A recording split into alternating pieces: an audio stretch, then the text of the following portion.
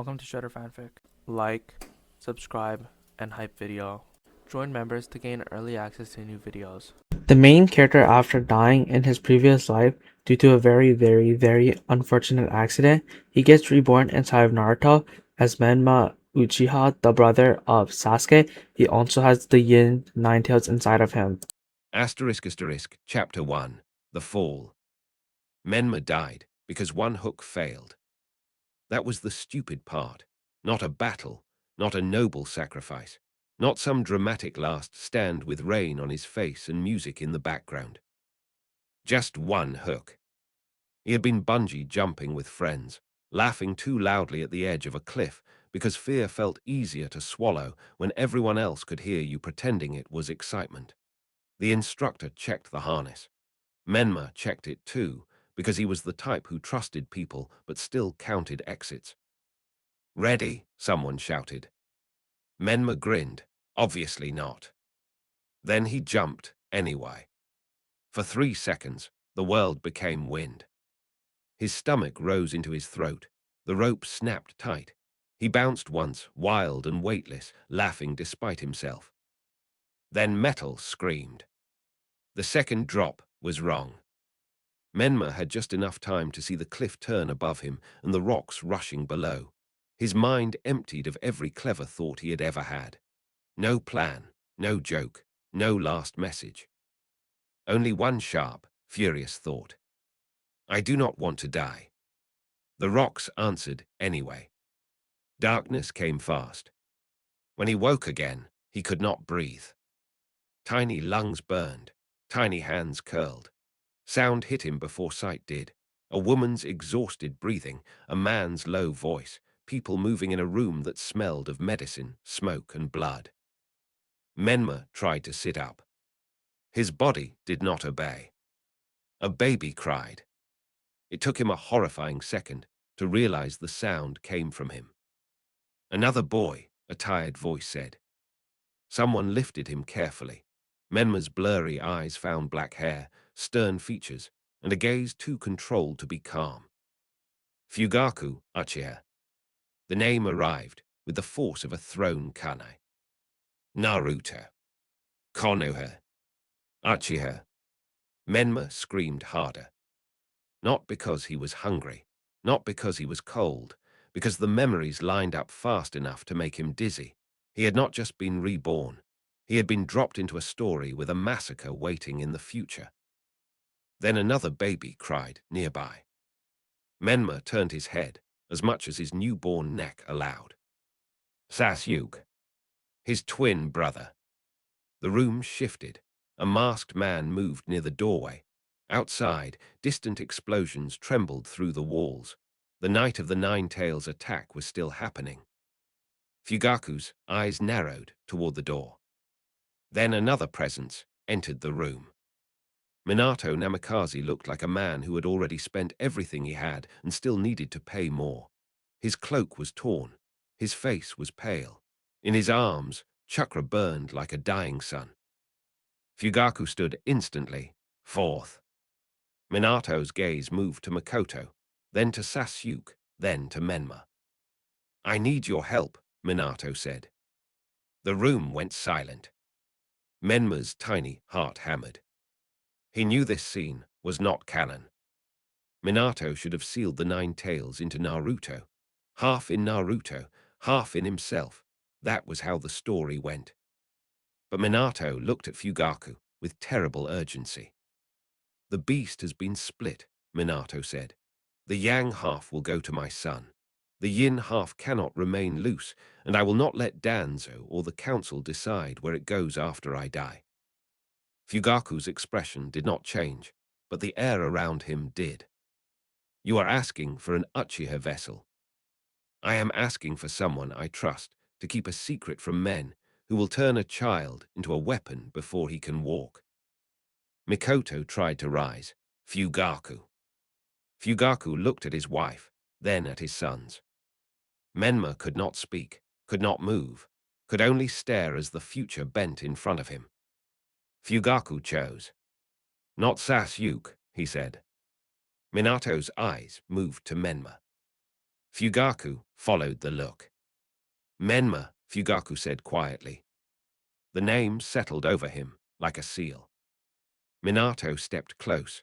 No one can know, not the third, not the elders, not even those who would mean well. Fugaku's voice turned cold. Mikoto. Minato closed his eyes for half a breath. If she knows, they can take it from her. Mikoto went still. That was the cruelest part. She understood. Menma wanted to protest, wanted to tell them this was insane, that he was not a baby, not really, that he knew what happened to Jinchuriki and Uchiha and anyone unlucky enough to be useful in Konoha. All that came out was another cry. Minato placed 2 fingers on Menma's stomach. The world opened. Cold chakra poured into him, not hot, not raging. Cold, deep and ancient, like moonlight sinking into black water. A fox opened one eye in the dark. So, a new cage. Menma stopped crying. The voice inside him was not kind. But it was not screaming either. Minato finished the seal and nearly collapsed. Fugaku caught him by the arm before anyone else moved. Only you know, Minato asked. Fugaku looked down at Menma. Only me. Outside, the village kept burning. Inside, Menma Uchiha lay beside his twin brother, carrying a secret that could get them both killed. Sasuke's tiny hand brushed his. Menma gripped it on instinct. He had died once because one hook failed. This time, he would build his own anchors. Asterisk Chapter 2, The Fox in the Dark Asterisk. Menma learned 3 things before he learned to walk. First, being a baby with an adult mind was humiliating. Second, Sasuke cried less when Menma held his hand. Third, the fox inside him was always awake. It did not roar the way Menma expected. It did not claw at the seal every night or flood his dreams with hatred. The yin half of Kurama felt quieter than that, colder and sharper, like a blade kept in darkness. Menma met him properly when he was 4. The dream began in black water. He stood on its surface in a child's body, barefoot, wearing a dark sleep shirt that clung to his knees. Ahead of him rose a gate of red bars. Paper seals covered the frame. Behind it waited a fox large enough to make the world feel badly scaled. One enormous eye opened. You took long enough. Menma swallowed. Kurama.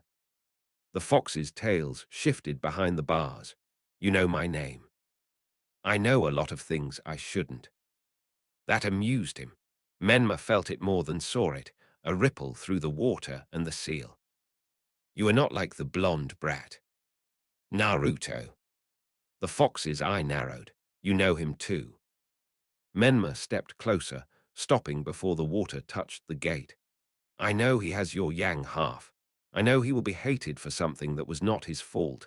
I know the village will pretend it is kindness while using him. Kurama went very still.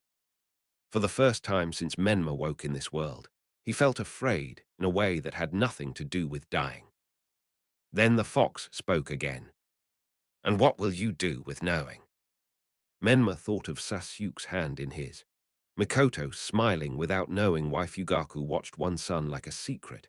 Itachi ruffling his hair with gentle fingers and tired eyes. Fugaku standing alone with knowledge heavy enough to bend his shoulders. I will protect my brother. Which one? Menma did not answer immediately.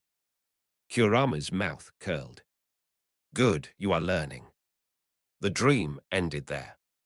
When Menma woke, Fugaku was sitting beside his bed. That should have scared him. It did. Fugaku Uchiha in the dark was not a comforting sight. He sat with perfect posture, hands folded, sharing an inactive but somehow implied. Sasuke slept nearby, one arm thrown over his blanket. You spoke in your sleep, Fugaku said. Menma sat up slowly. What did I say? Kurama. Neither of them moved. The silence stretched until Menma understood what Fugaku was offering him. Not accusation, not punishment. A door. You know, Menma said. Fugaku's face revealed nothing. I was there. Mother doesn't know. No. The third. Fugaku's eyes hardened. No. Menma looked down at his hands. They were small, soft, useless for now. That made him angrier than it should have. Good, he said. Fugaku studied him for a long moment. You speak like someone older. Menma's heart kicked. There were lies he could tell, easy ones, childish ones, bad dream, strange chakra. The fox said things. But Fugaku had hidden a Jinchuriki inside his own house for 4 years without letting Hiruzen, Danzo, Makoto, or the clan elders discover it. A weak lie would insult them both. I remember dying, Menma said. Fugaku did not blink. Menma told him enough. Not everything, not fan fiction, not anime, not every ugly future waiting ahead. He told him about another world, another life, a fall from a cliff, and waking here with knowledge that did not belong to a child. Fugaku listened. That was worse than disbelief. It meant every word mattered. When Menma finished, Fugaku stood and walked to the window. The Uchiha district slept beyond it, lanterns low, police patrols quiet, clan pride tucked behind paper walls and old grudges. You know the future, Fugaku said. Pieces. Enough to fear it. Menma looked at Sasuke. Enough to hate it. Fugaku turned back. Then you will learn discipline before power. Menma almost laughed. I'm 4. Then you are already late. That was the first time Kurama laughed inside the seal. It was low, mean, and strangely pleased. Fugaku stepped closer to the bed. No one can know what you carry. No one can know what you remember. Not your mother, not Sasuke, not Itachi. Menma flinched at Itachi's name. Fugaku noticed. Of course he did. What does my eldest son do in your future? Menma's throat closed. He loved Itachi already. That was the problem. Itachi was gentle with them, patient with Sasuke, quietly proud when Menma copied a hand sign. He was also a knife pointed at the clan by men who called themselves leaders. He makes a choice, Menma said carefully, and everyone loses. Fugaku's expression did not change, but the room felt colder. Can it be prevented? Menma looked at Sasuke again. It has to be. The fox shifted in the back of his mind. Then stop waiting for adults to save you. Menma smiled, little despite himself. Fugaku saw that too. Tomorrow, Fugaku said, we begin. Training. Control. Menma lay back down after Fugaku left, but he did not sleep for a long time. Sasuke turned in his blanket and mumbled something too soft to understand. Menma reached over and fixed the edge of the blanket around him. I will get us out, Menma whispered. In the dark seal, Kurama opened one eye. Us, kid. Menma closed his eyes. Yes, us. The fox did not answer, but the cold chakra in his chest settled like approval. Chapter 3, Before Sunrise. Fugaku woke Menma before the sun touched the roof tiles. He did not shake him hard. He did not speak loudly. One hand settled on Menma's shoulder, firm enough to wake him and careful enough not to disturb Sasuke sleeping beside him. Menma opened his eyes at once. For a moment he forgot where he was. The room was dark. Sasuke breathed softly under his blanket. The faint smell of tatami, ink, and old wood sat in the air. Then memory returned in pieces. Uchiha house, 4-year-old body, Yin Kurama sealed in his stomach, Fugaku standing over him like a shadow with a plan. Quietly, Fugaku said. Menma nodded. He slid out of bed with more care than grace. His body was small, clumsy in ways his mind still hated. His feet touched the floor. Sasuke mumbled and rolled toward the warm place Menma had left behind. Menma froze. Fugaku waited. Sasuke did not wake. Only then did Menma follow his father from the room. The house was different before dawn. No voices, no cooking sounds, no Makoto humming to herself while pretending she was not listening to every movement in the hall. No Itachi stepping lightly through the corridor like someone born apologizing for being dangerous. Just Fugaku, Menma, and the silence. They left through the back. The training yard behind the house was not large, but it was private. A low wall hid it from the street. A storage shed blocked the angle from the neighbor's roof. Fugaku had chosen the place well. Of course he had. Menma stood barefoot on cold earth and tried not to shiver. Fugaku placed a single leaf on Menma's palm. Hold it there with chakra. Menma stared at the leaf. That's it. Fugaku's eyes narrowed. Menma shut his mouth. Power is not the problem, Fugaku said. Control is. If you cannot move a thread without shaking the room, then you are not strong. You are dangerous. Menma looked down at his hand. He knew chakra control from memory, from watching a story that was supposed to be fiction, from half-remembered explanations about tree climbing and water walking and medical ninjutsu. Knowing about it did not make his coils obey. He pulled gently. The leaf jumped off his palm and spun into the dirt. Fugaku did not sigh. Somehow that was worse. Again. Menma picked up the leaf. The second attempt burned too hot. Chakra rushed into his fingers like water through a broken pipe. The leaf stuck for half a breath, then tore down the center. Inside his seal, something large shifted. Impressive, Kurama said. You have murdered a leaf. Menma's jaw tightened. Fugaku watched his face. The fox spoke. Menma almost answered too quickly. He caught himself and nodded once. Do not react where others can see, Fugaku said. If a voice in your head can make your expression change, then an interrogator will not need to hear the voice to know it exists. Menma swallowed. Again. The third leaf lasted longer. Fugaku made him sit, then stand, then walk 3 steps while keeping the leaf attached to his palm, then switch hands, then hold it to the back of his hand instead of the center. Each task sounded stupid until Menma tried it. His chakra did not want to be quiet. It moved strangely, threaded with cold pressure from the seal. Not enough to take over, not enough to hurt him. Enough to make every small effort feel like pushing against a locked door with a storm behind it. By the time the sky turned gray, sweat had soaked the back of his shirt. Fugaku gave him one last leaf. Menma stared at it. I can barely feel my fingers. Good, then stop using force. Menma almost snapped back. He did not. That more than the leaf made Fugaku's gaze sharpen. Menma breathed in, slowly, out, slower. He did not grab for chakra. He pictured a thread instead. A single thread from his palm to the leaf, not a rope, not a wave, not Kurama's cold ocean waiting behind the seal. A thread.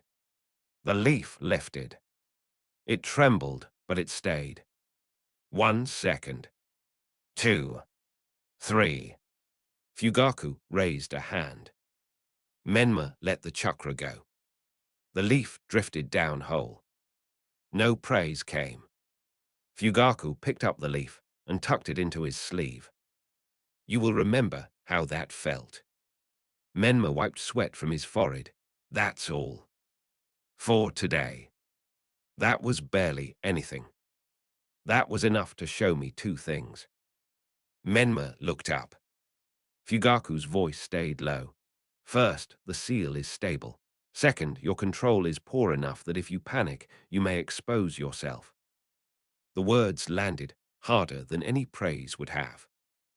Menma thought of Hiruzen smiling like a grandfather while letting Danzo breathe. He thought of clan meetings behind closed doors. He thought of Itachi's hands, gentle now, bloody later. Then teach me faster. No. Menma blinked. Fugaku turned toward the house. I will teach you properly. The difference mattered. Menma hated that it mattered. They returned before Mikoto woke. Menma washed his face with cold water and changed his shirt. His arms felt heavy. His fingers still twitched from holding chakra too tightly. He had just pulled the blanket back over himself when Sasuke opened his eyes. Sasuke stared at him from the other futon. Menma stared back. You smell weird, Sasuke said. Menma froze for the second time that morning. Then he made a face. You smell weird. Sasuke frowned with deep offense, as if this were a serious accusation requiring clan judgment. No, I don't. Yes, you do. Mother. Menma slapped a hand over Sasuke's mouth. Sasuke bit him. Not hard enough. Menma hissed and pulled back. Sasuke sat up, victorious and sleepy, his hair sticking up in every direction. For a few seconds, Menma forgot the future. Then the door slid open. Mikoto stood there in her morning robe, one eyebrow raised. Already fighting. Sasuke pointed at Menma. He said, I smell weird. Menma pointed back. He started it. Mikoto looked between them. Behind her, Itachi appeared in the hallway with the calm face of someone who had heard everything and chosen not to smile. Both of you wash up, Mikoto said, and no biting. Sasuke looked betrayed. He covered my mouth. No biting. Menma lowered his hand before anyone noticed the small red mark on his finger.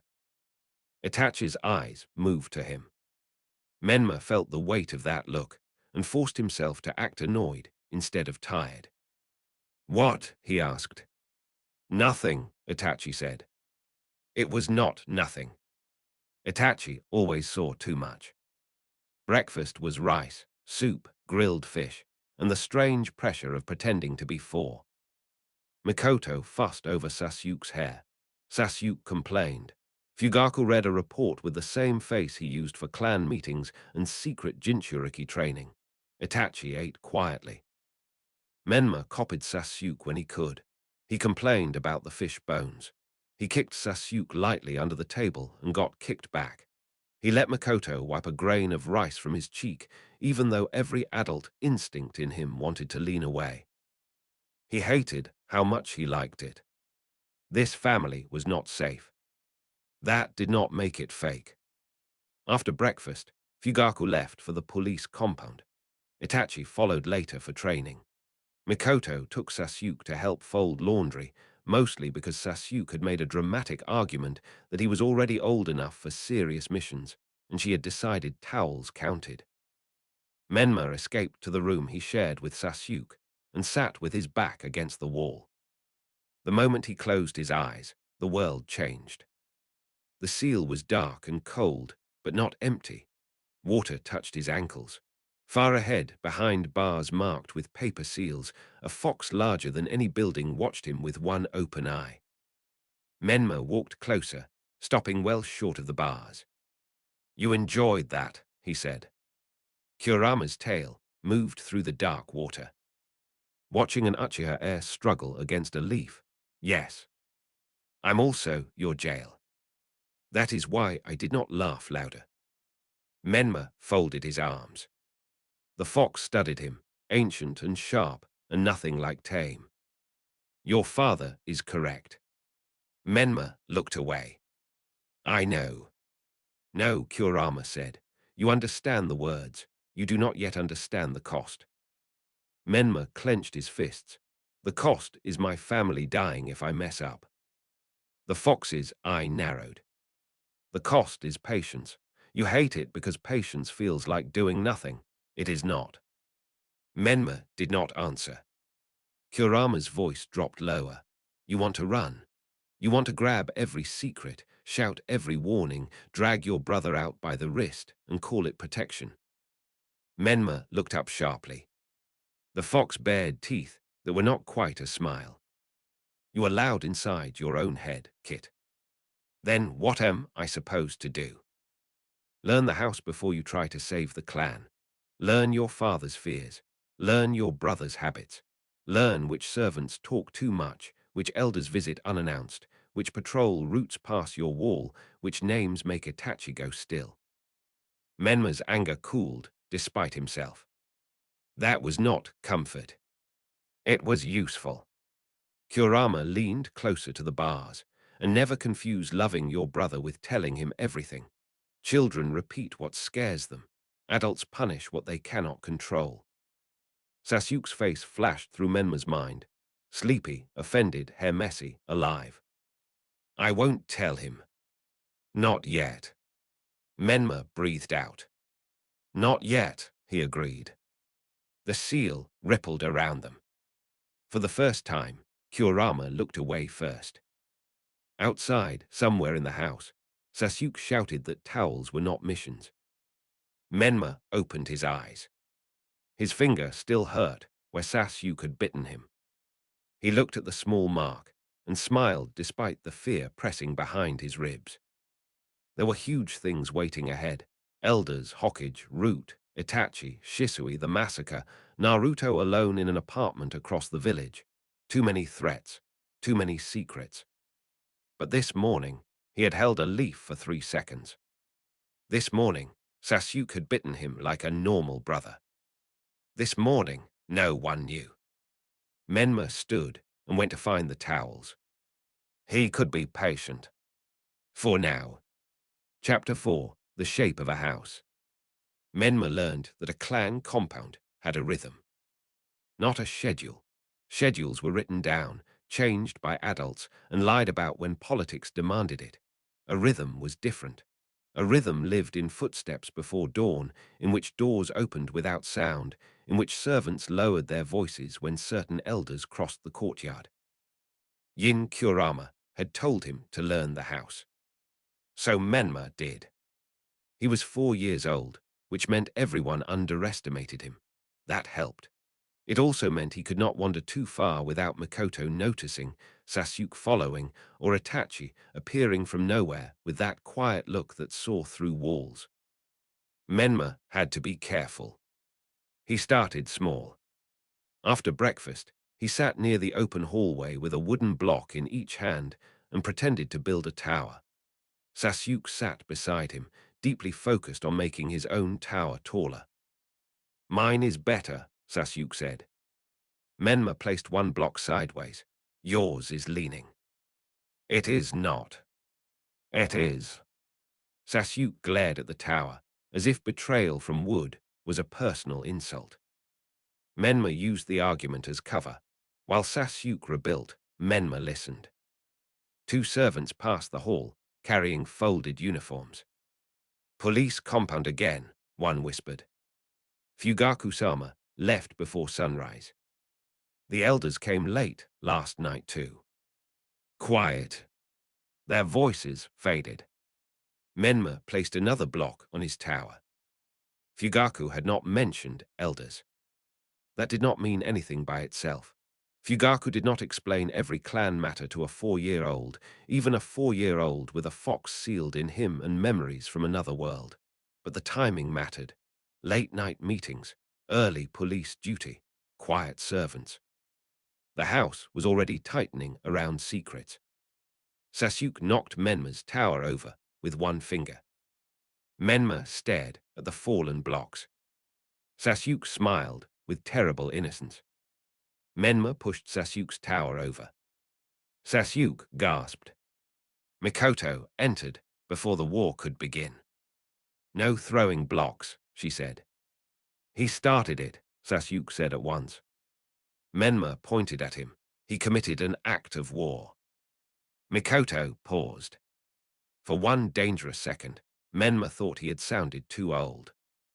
Then Itachi, standing behind their mother, covered his mouth with his sleeve. Sasuke noticed. Itachi laughed. I did not, Itachi said. You did. You imagined it. Sasuke looked betrayed by the entire family. Menma lowered his eyes and collected the blocks, hiding his own smile. These were the moments that made the future feel crueler. Itachi was not a monster in this hallway. He was their brother. He was the person Sasuke chased after, the person Makoto watched with quiet pride, the person Fugaku measured too harshly and trusted too little. And someday, if nothing changed, he would become a blade. Menma stacked the blocks again, with careful fingers. Not if I can help it. Inside the seal, Kurama stirred. Careful, wanting to save someone can make you blind to what they are doing in front of you. Menma did not react. He had learned that much. Later, while Sasuke followed Makoto to the kitchen, Menma followed Itachi. Not openly. Openly would have made Itachi slow down and ask questions. Menma shuffled after him like a bored little brother with nothing better to do, stopping whenever Itachi stopped, pretending to examine wall scrolls he could barely read. Itachi knew. Of course he knew. He stopped beside the side courtyard and looked back. Menma. Menma looked up with the best blank expression he could manage. What? Why are you following me? I'm not. Itachi glanced down the hall behind him, then back at Menma. Menma did not blink. Itachi crouched until they were closer to eye level. Are you bored? Sasuke is helping Mother. And you do not want to help. Sasuke is bad at folding. It will take forever. That time Itachi's mouth actually moved. Not a smile, almost. Then come. Menma had not expected that. Itachi led him to the edge of the courtyard. The morning sun had climbed high enough to warm the stones. Two Uchiha police officers crossed the far path, speaking quietly. One carried a report tube marked with the clan fan. The other had a bandage around his wrist. Menma watched without turning his head. Itachi noticed that too. Father says you are practicing control, Itachi said. Menma's stomach tightened.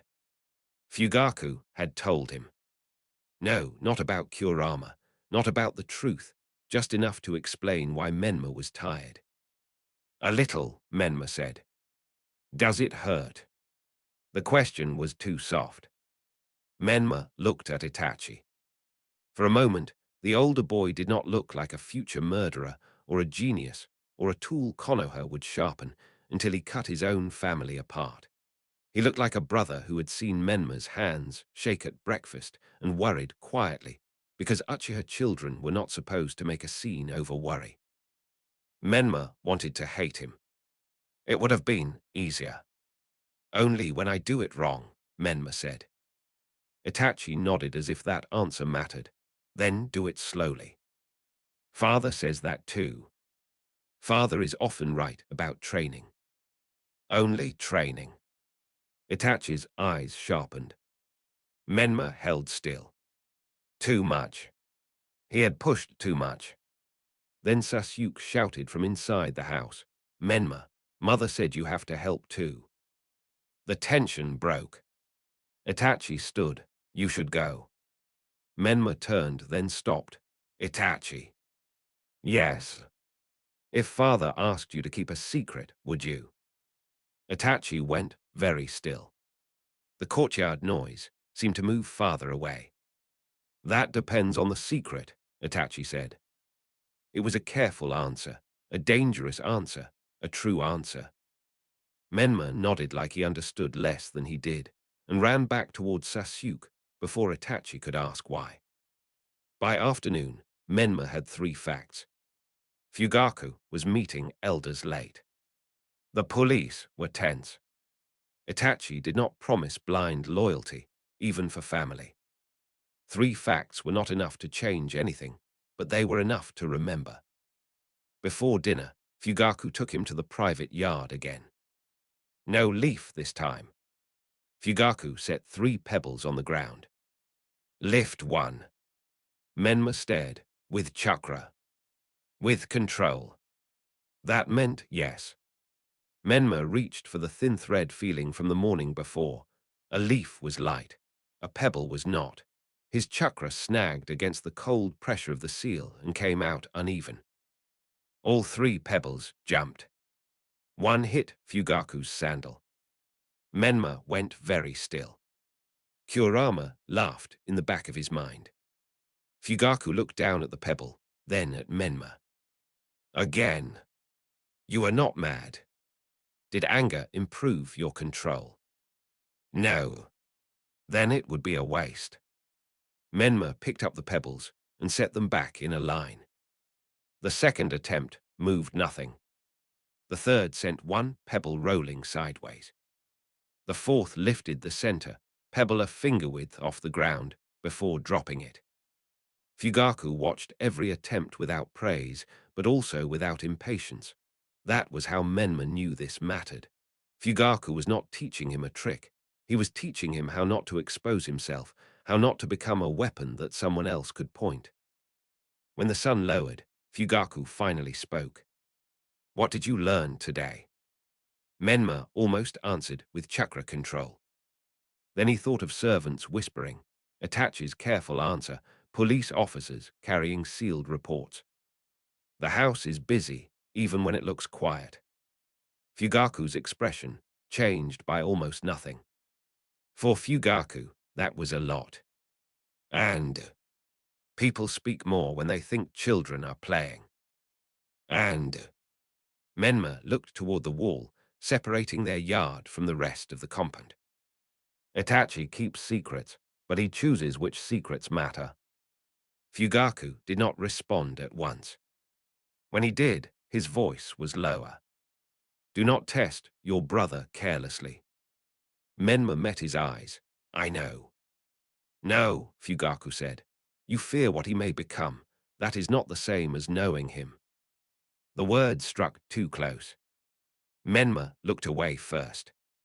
Inside the seal, Kurama said nothing. That was worse than laughter. Fugaku gathered the pebbles. Tomorrow you will practice again. And observe. You will be a child, Fugaku said. Menma frowned. Fugaku's eyes softened by a fraction. A child can observe more than a soldier. Remember that. That night, Sasuke fell asleep quickly, one arm thrown across Menma's blanket like he owned the space by birthright. Menma lay awake in the dark and listened to the house.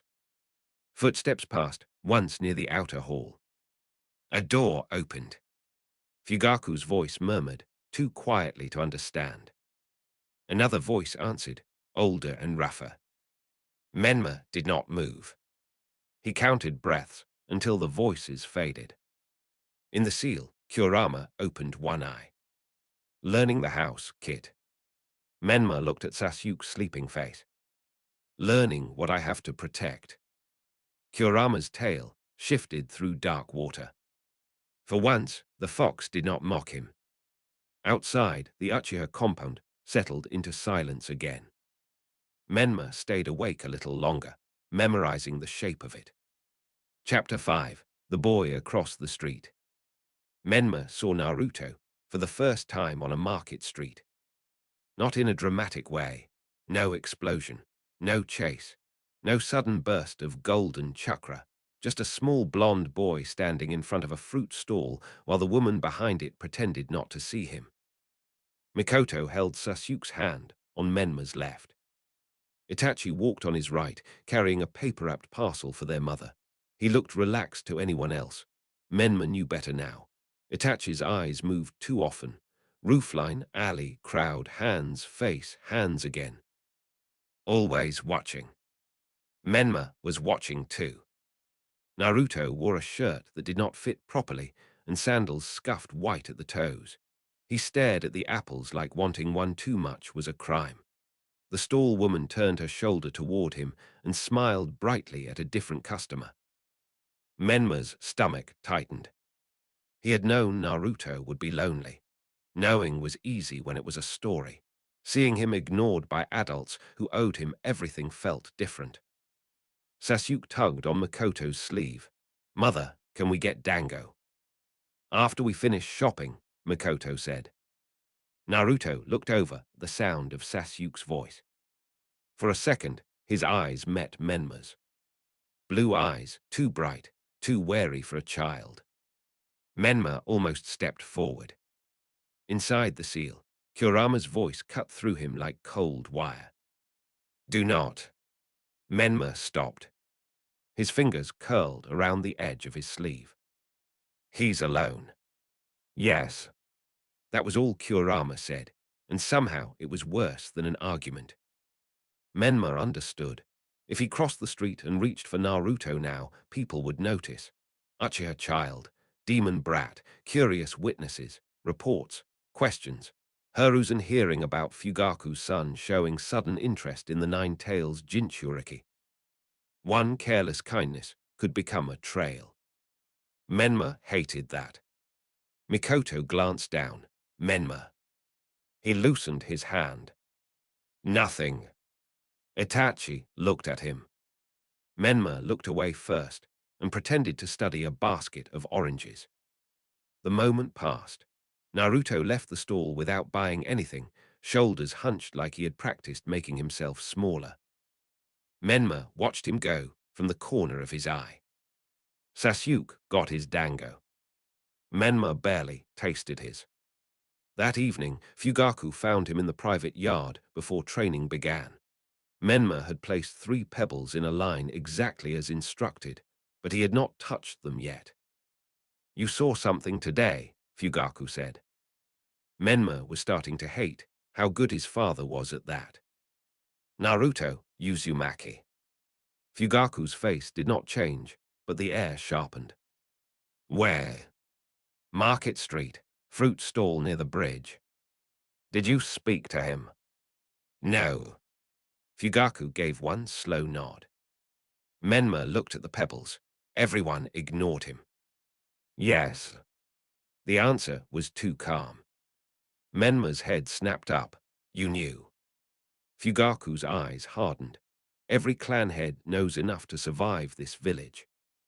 And no one does anything. Doing something openly is not always help.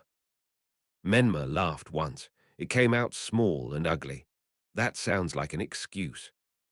For a moment, he thought Fugaku might reprimand him. Instead, Fugaku stepped closer and lowered his voice. It is an excuse many men use. It is also sometimes true. Menma went quiet. The boy is watched, Fugaku said. Not kindly.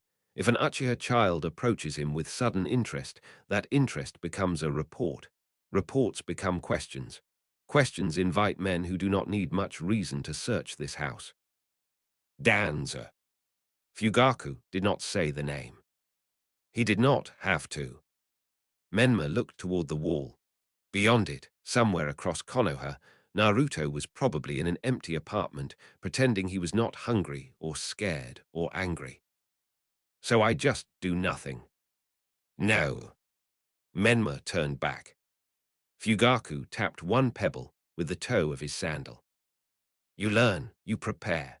You choose a moment that helps him without destroying yourself. That sounded like Kurama. Menma hated that too. Again, Fugaku said. Menma reached for his chakra. The center pebble lifted. Not smoothly, not high, but it lifted. Fugaku watched it hover for 3 breaths before Menma lost control and dropped it. Better. Menma blinked. It was almost praise. Fugaku turned away before Menma could decide what to do with it. Tomorrow, you will practice while distracted. Distracted how? Sasuke will watch. Menma's stomach sank. Fugaku looked back. If you can only control yourself in perfect silence, then you cannot control yourself. Menma could not argue with that. He wanted to. After dinner, Sasuke declared that Menma was quiet. He did this loudly, with rice on his cheek, as if revealing a serious crime. Makoto looked amused. Is he? Yes, Sasuke said. He is thinking too much. Menma stared at him. Sasuke stared back with the fearless confidence of a twin brother. who had no idea how many secrets were sitting across the table. Maybe you're not thinking enough, Menma said. Sasuke gasped. I think a lot. About Dango. Dango is important. Itachi made a soft sound into his tea. Mikoto's smile warmed the table. Fugaku looked at his bowl, but Menma saw the corner of his mouth shift. For one meal, the house felt almost normal. That was the most dangerous part. If Menma let himself believe normal could last on its own, he would lose it. Later, when Sasuke fell asleep, Menma entered the seal. The water was colder than usual around his ankles. Kurama waited behind the bars, one eye open. You wanted to run to the other kit. He looked hungry. Many children are hungry. He has your other half inside him. Kurama's eye narrowed. That does not make him mine. Menma crossed his arms. You warned me not to go to him. Because you were about to be stupid. I know. Good, knowing after the fact is still better than not knowing at all. Menma walked closer to the bars, stopping where the seal tags fluttered without wind. Can you feel him? Kurama did not answer quickly. That was answer enough. Can Yang feel you? Perhaps. Will that be a problem? Everything is a problem if handled badly. Menma almost smiled. That's not advice. It is the only honest advice. The fox shifted, chains groaning softly in the dark. If you want to help the blonde child, become someone who can survive helping him. Until then, watch. Learn his roots. Learn who follows him. Learn which adults turn away and which ones enjoy turning away. Menma's smile disappeared. And then you choose a move that matters. Menma thought of Naruto at the stall. He thought of Sasuke laughing over Dango. He thought of Itachi's careful eyes and Fugaku's warning. The world was not going to let him save people just because he wanted to. Fine. He would learn the world. The next morning, Sasuke watched training from the porch. He had been told Menma was practicing basic control because his chakra was stubborn. Sasuke accepted this explanation with the seriousness of someone who had decided stubborn chakra was an enemy. Beat it, Sasuke told Menma. Menma looked at him. Beat chakra. Yes. That's not how it works. Then make it work. Fugaku stood beside the pebble line and said nothing. Menma focused. Sasuke leaned forward. Is it moving? Quiet. It moved. Sasuke. It moved badly. The pebble shot sideways and clicked against the wall. Sasuke brightened. You hit the wall. Menma closed his eyes. Fugaku's voice cut in. Again. Menma breathed in. Sasuke was not quiet. The yard was not silent. Somewhere outside the wall, the compound was waking. Footsteps, voices, a police officer greeting another, a crow calling from the roof. The world would never be silent just because Menma needed control. He opened his eyes. This time, he lifted one pebble and held it. Sasuke stopped talking. One breath. 2, 3. The pebble dropped. Sasuke jumped up. You did it. Menma looked away. It was just a pebble. It was my pebble, Sasuke said proudly, despite having nothing to do with it. Menma snorted. Fugaku watched them both. His face remained stern, but his eyes were softer than his mouth. Menma picked up the pebble and placed it back in line. He still could not help Naruto. He still could not tell Sasuke. He still could not trust Itachi with the future. But he could hold a pebble while his brother shouted at him. It was not enough. It was a beginning. Chapter 6, Need for Another Hand. Menma discovered the problem with secret training before he turned 5. There was only one of him. It sounded obvious. It was obvious. That did not make it less annoying. He had to be Menma at breakfast, Menma at lessons, Menma playing with Sasuke, Menma sleeping beside his twin, Menma sitting still while Makoto checked his forehead because he looked tired, Menma pretending not to notice Itachi noticing too much, and Menma training with Fugaku before dawn. He also had to be the person watching Naruto's routes, listening to servants, remembering which elders visited after sunset, studying patrol patterns, and learning enough chakra control to avoid exposing the cold thing sealed behind his ribs. One body was not enough. Kurama found this funny. Not loudly. That would have been honest. He found it funny in the quiet way that made Menma want to throw something inside the seal. You are learning the first law of survival, Kit. Menma stood ankle-deep in the dark water of the seal and glared at the bars. That adults make everything harder. No, that time is more valuable than chakra. Menma hated when the fox sounded right. The seal space was colder than usual that night. Sasuke had fallen asleep early after chasing Itachi around the yard with a wooden practice kunai. Mikoto had laughed until Fugaku looked up from his papers and told them not to run indoors, which only made Sasuke claim the yard was technically outdoors. Menma had laughed too. Then he had remembered Naruto eating alone on a low wall near the market, and the laugh had died behind his teeth. I need to be in more places, Menma said. Kurama's eye opened wider. Careful. I'm not talking about leaving yet. Good, you are not ready. Menma folded his arms. I know. Do you? He did not answer. Kurama's tails shifted behind the bars, moving like red-black shadows beneath moonlit water. There are techniques for making more hands, dangerous techniques, wasteful techniques, techniques adults hide because children with ambition are troublesome. Menma went very still. He knew what Kurama meant. Shadow clones. Not ordinary clones, not academy illusions that popped when touched. Real copies with substance, memory transfer, and enough use to turn one child into a small network if he survived the strain. In his old world, it had sounded convenient. Here, with a child body and a sealed fox in his stomach, it sounded like a knife. Do you know it? Kurama snorted. I am a Biju, not a Konoha instructor. But you know it exists. I know many things exist. Where? The fox showed teeth. There it is. Menma looked away. There was the greed, the impatience, the part of him that wanted to skip straight to the answer because the future was too big and his hands were too small.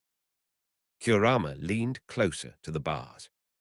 If you chase that technique now, you will make noise. I won't steal anything yet. Yet, Kurama repeated. Menma did not deny it. The next morning, Fugaku gave him thread. Actual thread, not chakra. Thin black thread from a sewing kit, tied to a small bead. He placed it on the porch floor while Sasuke watched with open suspicion. This is training, Sasuke asked. For Menma, Fugaku said. Sasuke immediately looked offended. I can train too. You may watch. Watching is not training. Fugaku looked at him. Sasuke sat down. Menma carefully did not smile. The exercise was simple. Move the bead without touching the thread. Not lift it, not throw it. Move it one finger width across the wood using chakra so fine it did not snap the thread or jerk the bead. It was horrible. Leaves floated, pebbles lifted, thread betrayed him. The first attempt snapped it.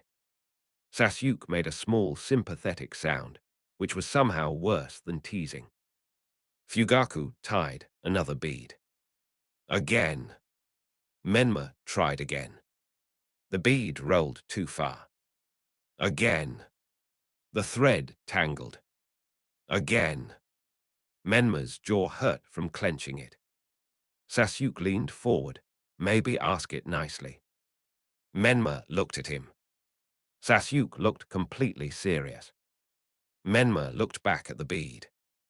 Move, he told it flatly. The bead did not move. Sasuke nodded as if this proved something, not nicely enough. Fugaku closed his eyes for one brief second. That was almost as good as making him laugh. Menma breathed in, let the irritation pass, and reached for the thin thread feeling again. Not force, not a wave, not the cold pressure of Kurama's chakra, just a small pull, quiet enough that the bead would not jump. It moved. Barely. One finger width. Sasuke whispered. It listened. Menma snorted and lost control. The bead rolled off the porch. Fugaku opened his eyes. Again. By noon, Menma could move the bead 3 times out of 10. By sunset, with Fugaku watching from the side and Sasuke making deliberately terrible advice, he could do it 5 times out of 10. That night, Fugaku found him sitting alone near the back steps. You are thinking about a technique, Fugaku said. Menma stared at the yard. That's specific. Your face changes when you want something you know you should not ask for. Menma rubbed his thumb against his palm. He could lie. He was tired of lying badly. I need more time. Fugaku said nothing. I need to train, watch the compound, keep Sasuke normal, learn where Naruto goes, figure out who watches him, and still act like a child. I cannot do all of that alone. No. Menma looked up. Fugaku's answer had been too fast. I did not say what technique. You did not need to. The yard went quiet. Menma lowered his voice. You know what I mean. Yes. Then you know why I need it. I know why you want it. The difference strung. Fugaku sat beside him on the step, not close enough to be soft, close enough to be a father. A clone technique that returns memory is not a toy. Used carelessly, it can damage a mind more thoroughly than an enemy blade. Naruto uses it. Fugaku's eyes sharpened. Menma froze. Too much. Again. Fugaku turned his gaze back toward the yard. In the future, you know. Menma nodded once. Then remember that the future, you know, was built by adults who failed him badly enough that such a burden became normal. Menma had no answer for that. Fugaku stood. You will not pursue it yet. Yet. If you are determined to become impossible to stop, I would prefer you learn not to break yourself first. Menma looked up. Fugaku's expression was stern, but not closed. Show me 3 weeks of control, no accidents, no exposed reactions to Kurama, no careless questions to Itachi, no sudden interest in restricted techniques. Then we will discuss what comes next. 3 weeks. It felt like forever. It was also not a no. Menma bowed his head. Understood. Fugaku left him there. Inside the seal, Kurama was silent for a long moment. Then the fox said, he is less foolish than most humans. That's praise. Do not get used to it. Menma smiled faintly. 3 weeks. He could do 3 weeks. He would learn Naruto's roots without approaching him. He would count patrols. He would practice thread control until his fingers stopped shaking. He would watch Itachi without poking at him like an idiot. And when the time came, he would be ready to take the next step without breaking himself. Sasuke slid the door open behind him. Menma. What? Mother says come inside. In a minute. Sasuke walked over anyway and sat beside him. Father looked serious. Father always looks serious. More serious. Menma leaned back on his hands. He told me to train more. Sasuke nodded gravely. Good. The bead was defeating you. Menma bumped his shoulder against Sasuke's. Sasuke bumped him back harder. For a while, they sat under the quiet porch light, two small Uchiha boys pretending the world was only as large as the yard. Menma knew better, but pretending had uses too. Chapter 7, Roots. 3 weeks sounded short, until Menma had to live through them. Fugaku did not make the condition easy. That would have been mercy, and Fugaku trained like mercy was something saved for people who survived long enough to deserve it. Every morning before the house woke, Menma practiced fine control in the private yard. Leaves first, then pebbles, then the bead tied to black thread. After that came the truly irritating exercises, holding chakra steady while Sasuke talked, while Fugaku asked questions, while a crow screamed from the roof, while Itachi crossed the yard without warning and Menma had to pretend his heartbeat had not jumped. No accidents. No exposed reactions. No careless questions. Menma repeated the rules, so often they became a second pulse. Kurama found the whole thing satisfying. Discipline is less entertaining than panic, the fox said one night, but it wastes less blood. You should write greeting cards, Menma muttered. The fox's eye gleamed behind the bars. I would rather bite the messenger. Menma smiled, despite himself. By the end of the first week, he could move the bead 10 times without snapping the thread. By the end of the second, he could do it while Sasuke deliberately hummed off-key beside him. Sasuke claimed he was helping. Menma claimed he was sabotaging. Mikoto claimed they were both too loud before breakfast.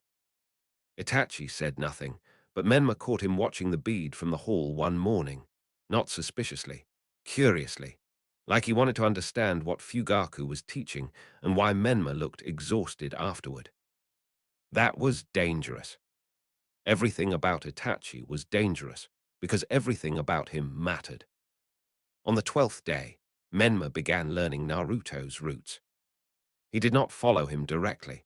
A 4-year-old Uchiha trailing the village Jinchuriki would be stupid even by the standards of desperate children. Menma used errands instead. Mikoto went to the market twice a week. Menma asked to come. Sasuke came too because Sasuke hated being left behind. That gave Menma eyes on the fruit stall, the bridge, the ramen stand, and the alleys near the cheaper apartment blocks. Naruto appeared near the same places again and again. Morning, near the bakery, staring too long at bread. Afternoon, by the training field fence, watching older children throw kanai. Evening, near the market, usually alone, sometimes carrying instant noodles like treasure. Menma remembered each place. He also remembered the watchers. There were always watchers. Not obvious ones. Not ANBU standing in plain sight with masks and swords. Menma was too young to spot every hidden shinobi, but he could spot patterns. The man reading the same newspaper 3 streets away on different days. The woman who bought vegetables but never carried enough home. A crow that landed on the same rooftop whenever Naruto crossed the bridge and never begged for food like normal crows did. Some watchers belonged to Hiruzen. Some, Menma suspected, did not. He told Fugaku, only after he had seen the newspaper man 3 times. They were in the yard, late enough that the sky had turned purple. Sasuke had been dragged inside by Mikoto for tracking dirt through the hall. Itachi was away with Shisui, which Menma pretended not to care about. Naruto is watched, Menma said. Fugaku did not look surprised. By whom? At least 2 different groups. One feels official, one does not. Feels. Menma grimaced. I am for. Then be precise with what you can know. Menma took the correction because it was useful. A man with a newspaper near the bridge. Same posture, same shoes, 3 different days. A woman at the vegetable stall who watches Naruto but never buys enough to justify being there so long. And a crow that might not be a crow. Fugaku's eyes sharpened at the last one. Do not approach the crow. I wasn't planning to. Do not look at it too long either. Menma filed that away. Rude. Fugaku's silence answered before his mouth did. Possibly. The word was colder than yes. Menma looked down at the bead in his hand. So Naruto is bait and prisoner at the same time. Naruto is a child, Fugaku said. Menma looked up. Fugaku's expression was stern, but his voice had changed. Do not forget that, because of what he carries. Menma thought of the market stall and Naruto's hungry eyes. I won't. Inside the seal, Kurama said nothing. That silence felt like approval. The third week brought the elders. Not all of them. 2 older Uchiha men and 1 woman with silver in her hair came to the house after sunset. Menma watched from the hallway with Sasuke, both of them supposed to be putting away practice blocks. Sasuke was actually putting them away. Menma was listening. Father has guests, Sasuke whispered. I see that. They look boring. Most adults do. Sasuke considered this and nodded. The elders entered Fugaku's study. The door slid shut. The voices dropped too low for normal hearing. Menma could not hear words. He could feel tone. Anger, restraint, old pride pressed under old fear. Itachi passed the hallway and stopped when he saw them. You should not listen at doors, he said. Sasuke immediately stood straighter. We are cleaning. Itachi looked at the blocks scattered around their feet. Menma picked one up and dropped it into the box. Cleaning slowly, he said. Itachi crouched and picked up another block. For a moment, the 3 brothers cleaned in silence while the adults argued behind the study door. Then a voice inside rose enough for one phrase to escape. The village watches us like enemies. Sasuke froze. Itachi's hand paused over the box. Menma kept moving. 1 block, then another. He could feel Itachi looking at him. Menma, Itachi said softly. What? Do you understand what that means? Menma looked at the closed study door. He wanted to say too much. He wanted to say the village will make enemies and then blame us for bleeding. He wanted to say Danzo is already sharpening knives. He wanted to say you will be one of those knives if I fail. Instead, he dropped the last block into the box. It means father has work. Itachi watched him for a long breath.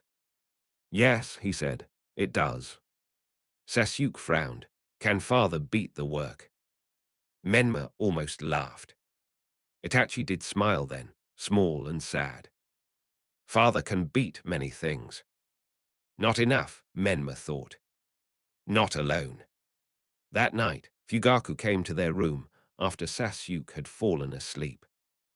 Menma was awake. Fugaku knew, he always knew.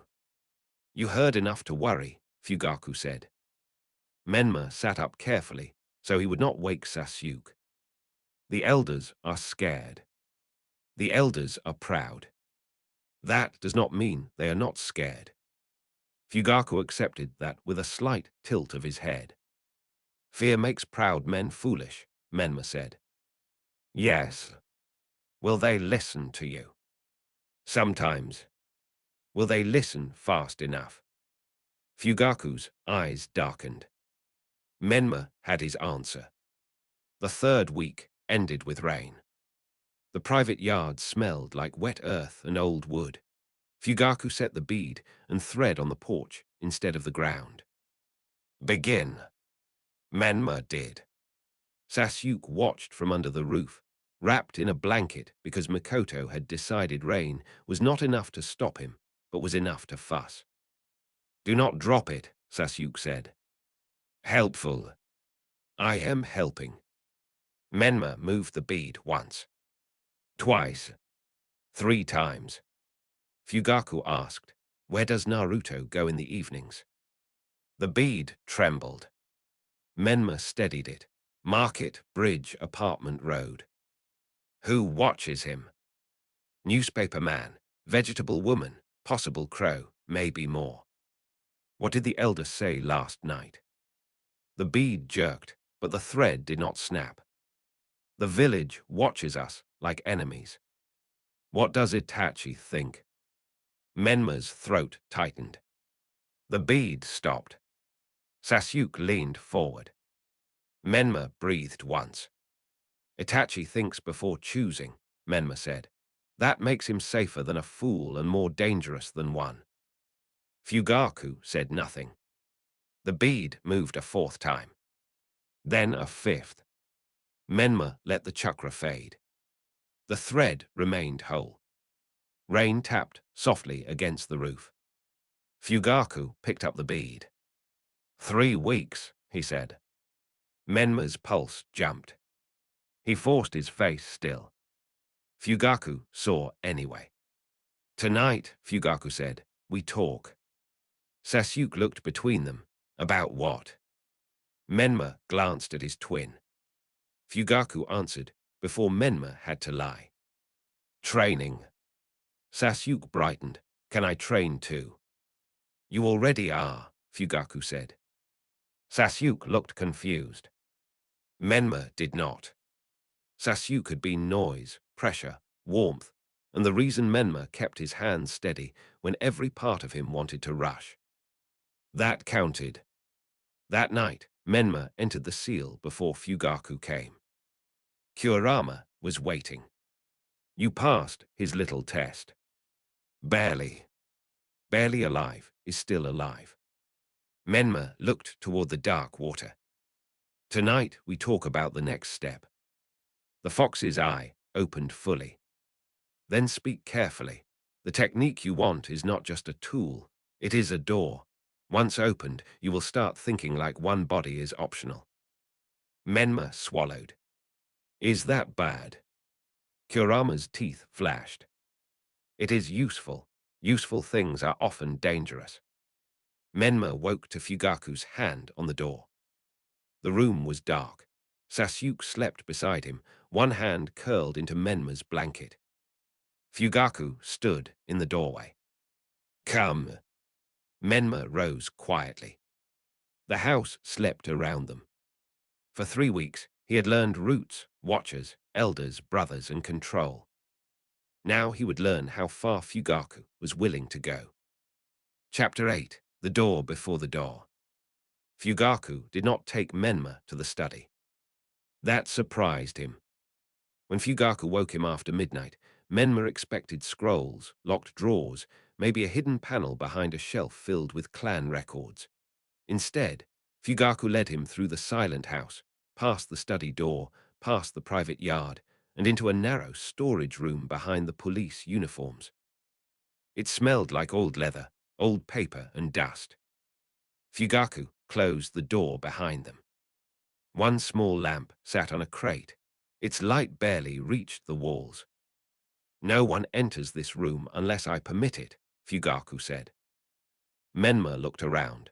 Is this where you hide dangerous clan secrets? This is where I hide boring administrative records. Menma stared at him. Fugaku's mouth did not move, but his eyes looked almost amused. Boring things are searched last. Menma filed that away immediately. Fugaku knelt beside a stack of folded police reports and pulled out a thin notebook wrapped in plain cloth. It was not a forbidden scroll. It was not even old. The cover had no seal, no dramatic warning, no bloodstain from some dead genius who had invented a terrifying technique. It looked ordinary. That made Menma more nervous. Fugaku opened it to a page covered in neat handwriting. Before we discuss shadow clones, we discuss why you are not ready for them. Menma sat on the floor across from him. I passed your test. You passed the first test. Of course. Menma should have known there would be more than one. Fugaku tapped the page. A clone that returns memory does not only return knowledge, It returns fear, pain, panic, exhaustion, and mistakes. If a copy breaks under pressure, you inherit the break. If 3 copies panic, you inherit 3 panics. Menma thought of Naruto in canon, smiling through impossible numbers of clones, as if using them were as simple as breathing. Then he thought of Naruto alone in an apartment, watched by adults who treated him like a cage with legs. Maybe learning to survive pain did not mean the pain was harmless. How do I train for it? You begin with memory discipline. Fugaku turned the notebook around. The page had columns: time, location, task, distraction, result, error. Menma looked up slowly. A log. A mind that cannot organize one day's memory has no business multiplying it. That was painfully reasonable. So I write down everything. You write down what matters, then you learn to separate detail from noise. Menma frowned. That sounds like paperwork. Yes. This is your secret training. Yes. Menma had never felt more betrayed by a notebook. Inside the seal, Kurama laughed so hard the water rippled. Menma kept his face, still through sheer spite. Fugaku noticed anyway. The fox finds this amusing. He has bad taste. He has lived long enough to see many children destroyed by power they found more exciting than discipline. Kurama stopped laughing. That landed. Fugaku slid the notebook closer. For 1 week you will keep this. Every route you observe, every training attempt, every moment you nearly react to Kurama, every time you want to speak and choose not to, you will bring it to me each night. Menma touched the edge of the page. And after that, I will decide whether to show you where the technique might be found. Not teach him. Show him where it might be found. Fugaku was still keeping distance between himself and the theft that might come later. Menma understood why. If Fugaku handed him the answer, Fugaku became the source. If Menma found the path himself, Fugaku could guide without fully owning the act. Clan head, father, conspirator. All 3 sat in front of him, wearing the same stern face. You know I'm going to need it, Menma said. I know you believe that. Do you disagree? Fugaku was quiet long enough for the lamp to hiss softly. No. Menma's fingers tightened on the notebook. But needing a blade does not mean you hand it to a child point first. Menma nodded. He hated waiting. He hated more that Fugaku was right. The next morning, Sasuke found the notebook. Menma had hidden it under his pillow, which was a mistake. Sasuke had no respect for pillow privacy. He dragged it out while looking for a wooden shuriken he claimed Menma had stolen. What's this? Menma crossed the room in 2 steps and snatched it back. Mine. Sasuke's eyes narrowed. Secret. Training. Secret training. Boring training. Sasuke looked suspicious. Then why is it secret? Menma opened the notebook to a blank page and held it out. Sasuke stared at the columns. His suspicion faded into disappointment. That is boring. I told you. Why are you doing boring training? Father says it helps. Sasuke considered that. Fugaku's authority carried more weight than Menma's explanations. Will it make you stronger? Eventually. Sasuke brightened. Then I want one. Menma blinked. You want paperwork. If you get stronger from it. Menma had no idea how to argue with that. At breakfast, Sasuke demanded a notebook. Mikoto looked delighted. Fugaku looked at Menma over his tea with an expression that said this was his fault. Itachi looked quietly entertained. What will you record? Mikoto asked. Training, Sasuke said. What kind? Sasuke thought seriously, Menma being slow. Menma kicked him under the table. Sasuke kicked back. Mikoto gave them both a warning look. Itachi set his cup down. Observation is useful. Menma looked at him. Itachi's gaze was mild. Too mild. What do you observe? Menma asked before he could stop himself. Fugaku's eyes flicked toward him. Careless. Not disastrous, but careless. Itachi did not seem offended. He looked toward the garden outside the dining room. People often reveal what they value by what they protect first. The table went quiet. Mikoto softened. Fugaku looked unreadable. Sasuke frowned like he was trying to decide if Itachi had said something wise or just confusing. Menma wrote the sentence down later. People reveal what they value by what they protect first. He did not like how well it fit everyone in the house. Fugaku protected secrets. Mikoto protected peace. Sasuke protected closeness. Itachi protected whatever he decided mattered most, which was exactly what made him frightening. And Menma. Menma protected Sasuke first. That was true. It was also a weakness anyone could use. By afternoon, Menma had filled 2 pages. Naruto route, market bridge at third bell. Watcher, newspaper man absent. Vegetable woman present, crow not seen. Training, bead moved 7 of 10 attempts. Error, overcorrected when Sasuke shouted. Kurama reaction, almost smiled when Fox insulted Elder Sandals. Controlled. It felt stupid until it did not. Patterns appeared when written down. The vegetable woman only watched Naruto when he crossed toward the apartment road, not when he stayed near the training field. The newspaper man appeared more often near the bridge. The possible crow only showed when Naruto lingered near the Hokage Tower Road. Different watchers. Different territories. Different masters, maybe. Menma brought the notebook to Fugaku after dinner. Fugaku read every line. He did not praise, he did not scold, he asked questions. Why did you mark the crow separately? It moves wrong. How? Too patient. Normal birds get bored. Good. What did you almost miss? Menma hesitated. Then he pointed to the vegetable woman. I wrote what she watched, not what she avoided. She never looks toward the police patrols. Fugaku's eyes sharpened. Meaning? She knows where they are already. Fugaku closed the notebook. Better. That one word fed Menma for the rest of the night. In the seal, Kurama watched him with one eye.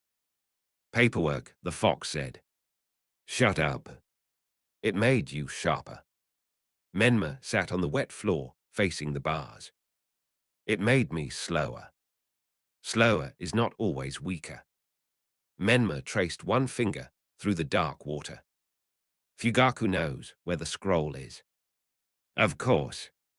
He won't tell me yet. Because he has sense. Menma leaned back on his hands. I need it by chapter 10. Kurama stared at him. Menma froze. He had not meant to say it like that. The fox's voice dropped. Chapter. Menma went cold. The word had slipped out from the wrong life, from the part of him that still remembered stories as episodes, arcs, chapters, milestones. He had been careful for weeks, and one tired sentence had cracked open something he had not explained. Kurama leaned closer to the bars. What are you, Kit? Menma swallowed. Someone who died once. Not enough. Someone who knows this world wrong. Kurama's eye narrowed. For a long moment, neither of them spoke. Then Kurama settled back. You will tell me eventually. It was not a question. Menma looked down at his reflection in the water, small face, dark eyes, Uchiha hair, a child with too many lives pressing behind his skull. Maybe. Kurama gave a low, humorless chuckle. Careful with secrets, Menma Uchiha. Even the ones inside your own head leak when pressure rises. Menma woke with the warning still under his skin. The next week would be notebooks, roots, watchers, and patience. After that, maybe Fugaku would show him the door. Not the shadow clone scroll.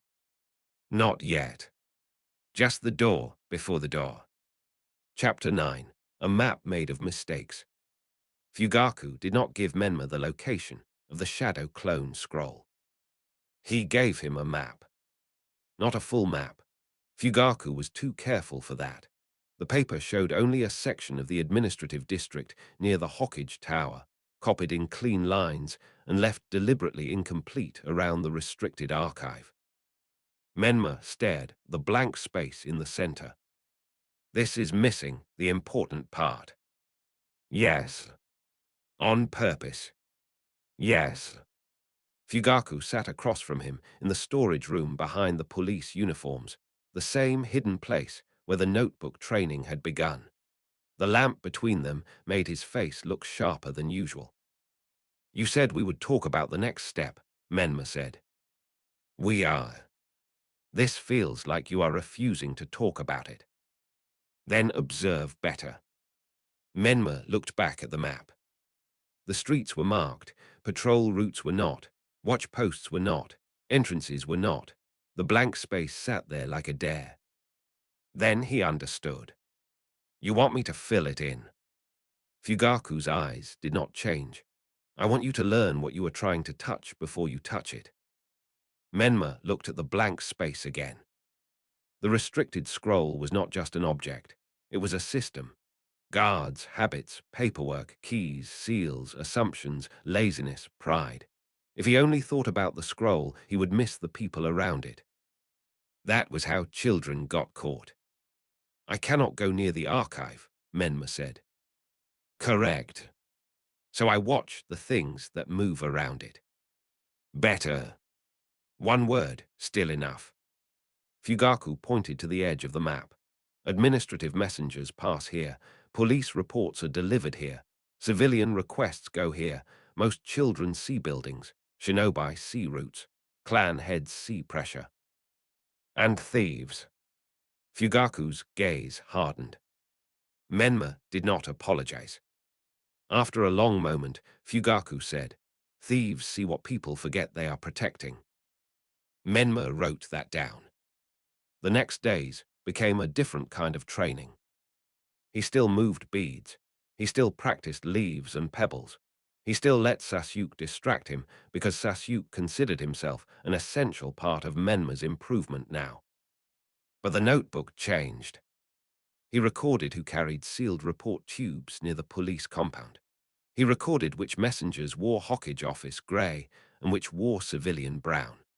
He recorded when Uchiha patrols passed the main road and when they avoided it because another clan's patrol had already claimed the intersection. Most importantly, he recorded mistakes. A courier who always stopped to flirt with the tea seller. A clerk who tucked his key ring into his left sleeve, but tapped it through the fabric whenever he was nervous. A patrol pair who argued every third evening near the alley behind the records office. Small things. Useful things. Kurama approved in the most Kurama way possible. Humans build cages out of habit and call them security.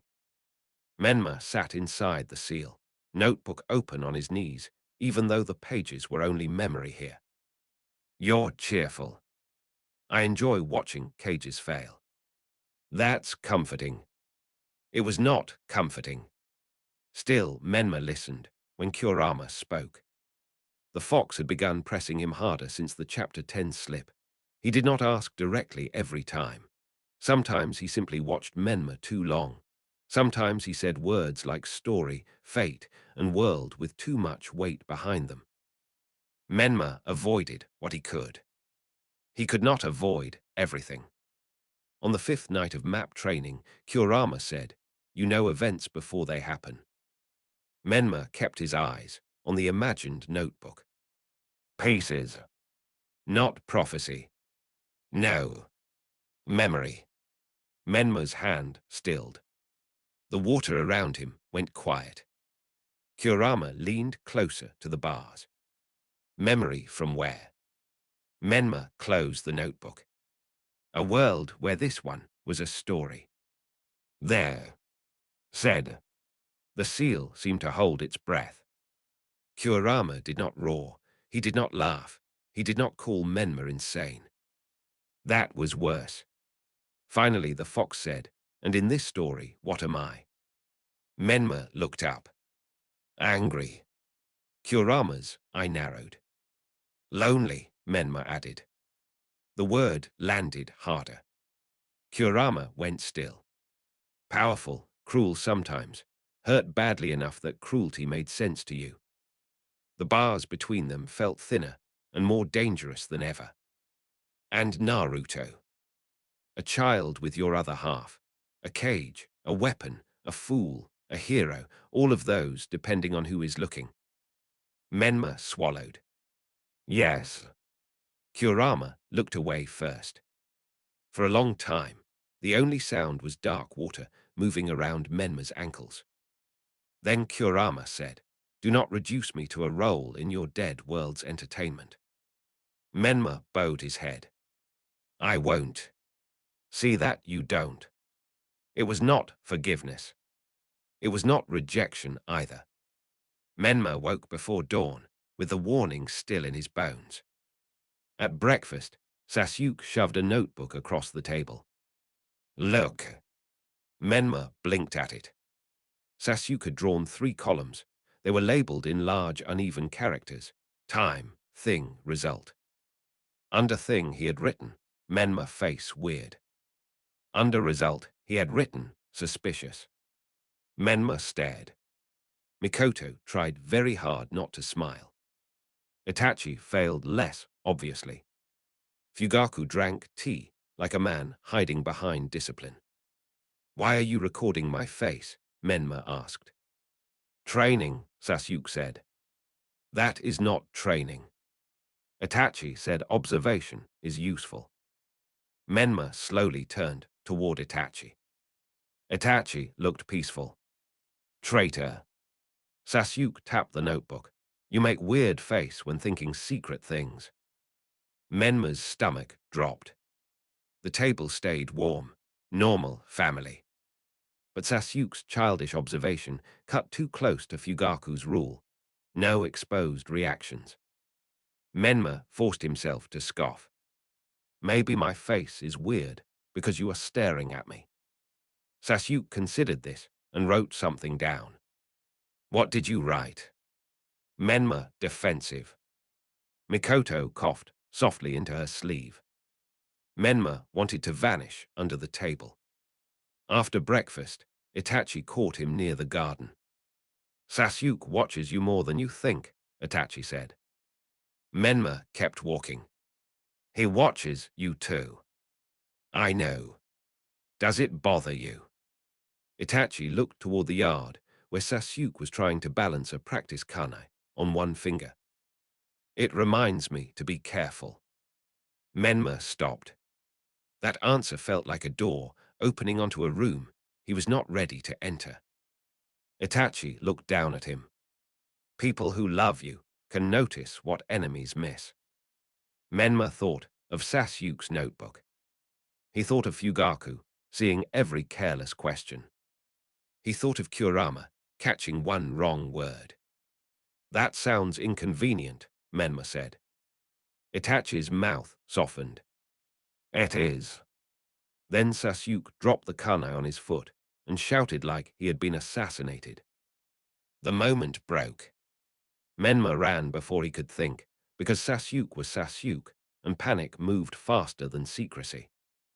Itachi reached him at the same time. Sasuke was not hurt beyond pride. He clutched his foot anyway and glared at the weapon as if it had betrayed the clan.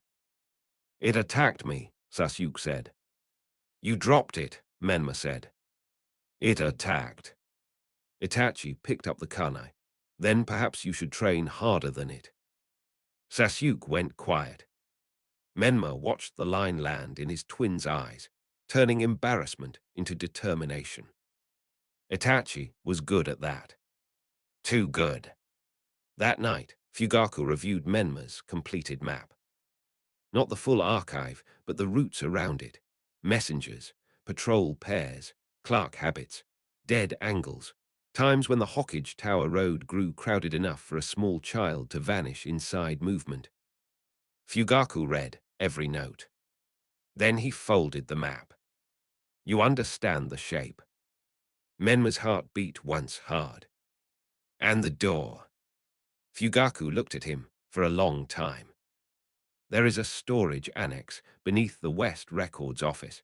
It does not hold the forbidden scroll. Menma waited. But it holds old transfer ledgers.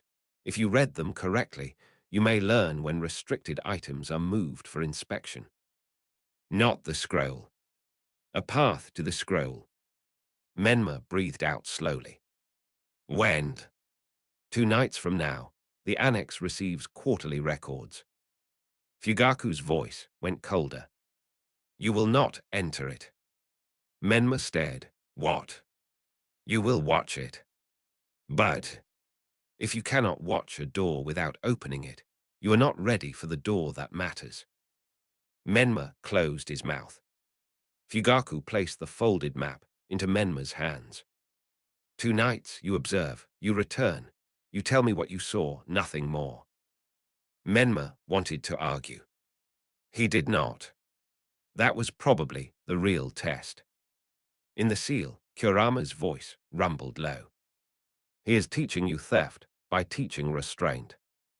I noticed. Good. Menma looked at the folded map in his memory. Chapter 10 was close. This time, he did not say that out loud. But Kurama heard the thought anyway. The fox's eye gleamed in the dark. Careful, Kit. Menma woke with the map under his pillow and Sasuke's hand shoved against his shoulder. 2 nights. 1 annex. No opening the door. For now. Chapter 10, The First Shadow. Menma watched the West Records Annex for 2 nights. On the first night, he obeyed. That was the hard part. He stayed where Fugaku told him to stay, on the roof of a closed tool shop across the narrow street, hidden behind a broken rain gutter and a hanging sign that creaked whenever the wind shifted.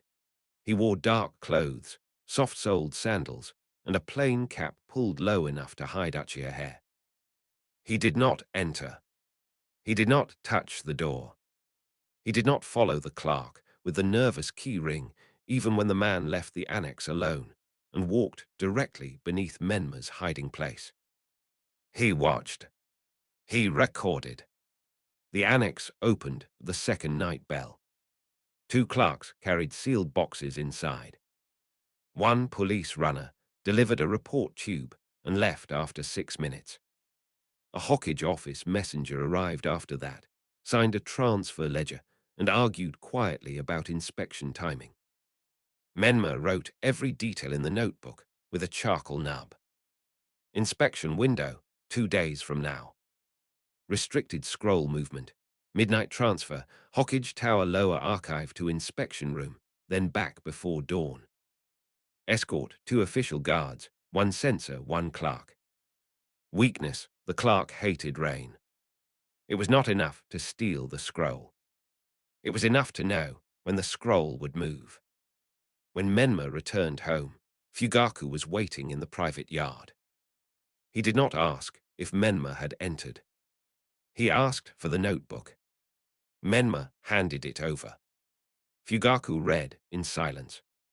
The longer he read, the more Menma's stomach tightened. Finally, Fugaku closed the notebook.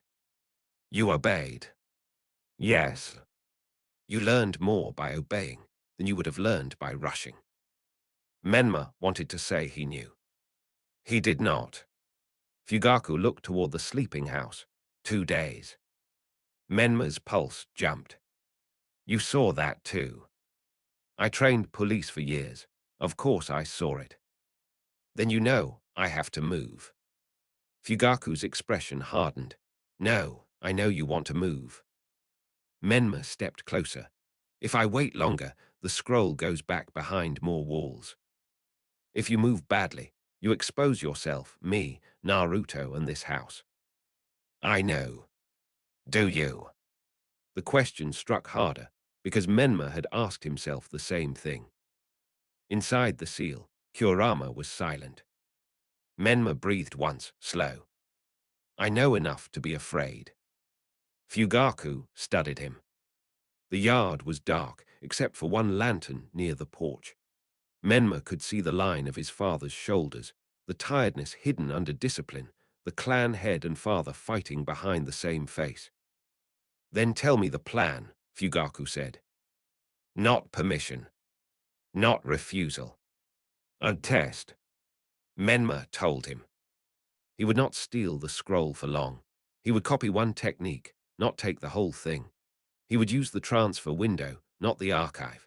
He would avoid the escort by using the clerk's rain habit, a distraction near the covered walkway, and a storage niche beside the inspection room. He would not use Kurama's chakra unless caught. He would not approach the Hokage Tower Road if the crow appeared. Fugaku listened, without interrupting. When Menma finished, Fugaku asked, and if the censor notices you? I leave. If leaving risks pursuit. I lead them away from the Uchiha district. If they catch you. Menma's mouth went dry. Kurama's voice finally stirred. Answer honestly. Menma looked at Fugaku. Then I'm a stupid child who got scared and followed the wrong adult. Fugaku's eyes narrowed. You would lie. Yes. To me. To them. And if they bring you to me. Menma went quiet. That was the part he hated. Fugaku's voice lowered. A plan that survives only while your father protects you is not a plan. It is a plea. Menma looked down. The anger came first, then shame, then worse understanding. Then what do I do? Fugaku did not answer immediately. When he did, his voice was almost gentle. You make the smallest move that still changes your future. The smallest move. Not stealing the scroll. Not copying a whole forbidden technique. Menma stared at the ground until the shape formed. The transfer ledger. Fugaku said nothing. If I can get the inspection copy, it will list the outer seal instructions and handling notes. Not the whole jutsu, but enough to know what kind of trap protects the scroll. And then I can prepare before the real move. Fugaku handed the notebook back. Now you are thinking. It should have felt like praise. It felt like being pushed away from a cliff. The second night, Menma moved. Rain helped.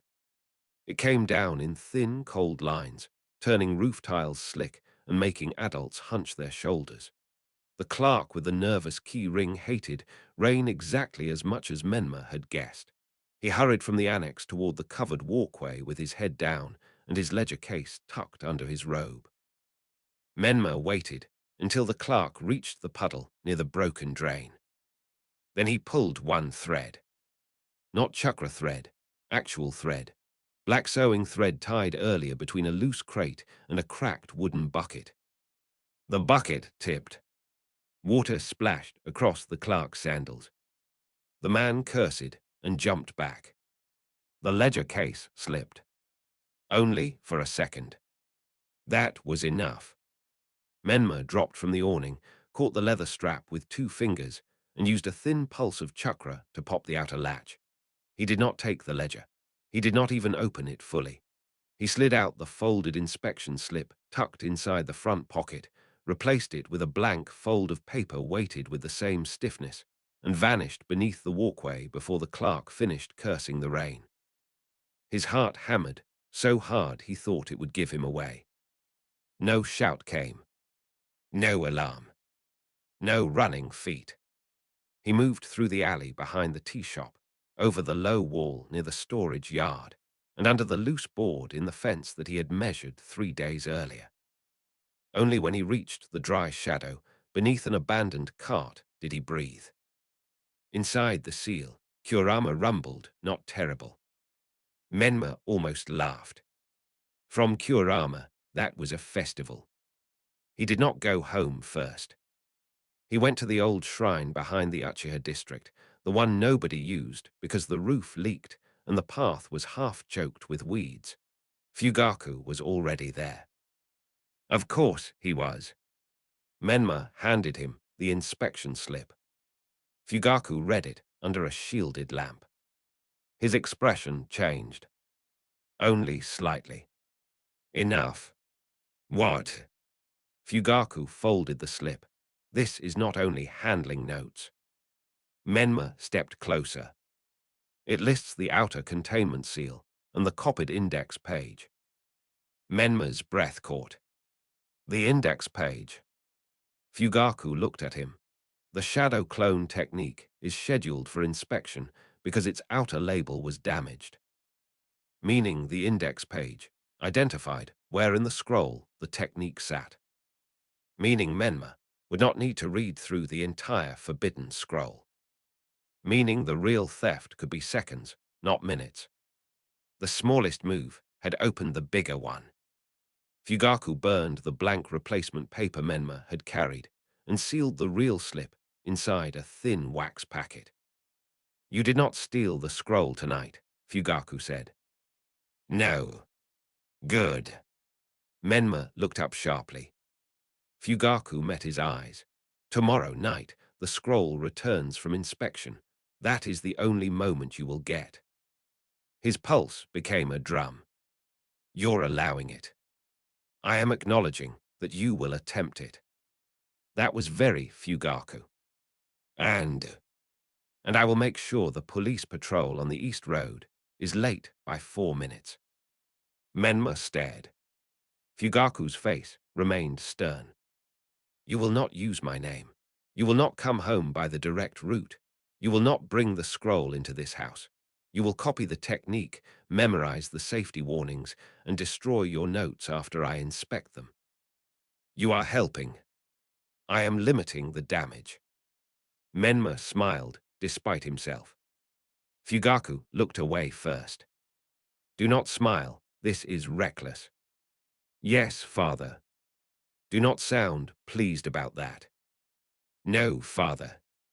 The next day was the longest day of Menma's second life. He ate breakfast. He let Sasuke complain that his notebook had fewer important secrets than Menma's. He let Makoto smooth his hair. He watched Itachi leave with Shisui and wondered if either of them would one day understand what had begun in these quiet rooms. He moved beads until his fingers stopped shaking. He slept for 2 hours before sunset because Fugaku ordered it, and because Kurama threatened to bite him inside his own mind if he tried a forbidden technique exhausted. Then night came. The actual theft took less than a minute. That was the strangest part.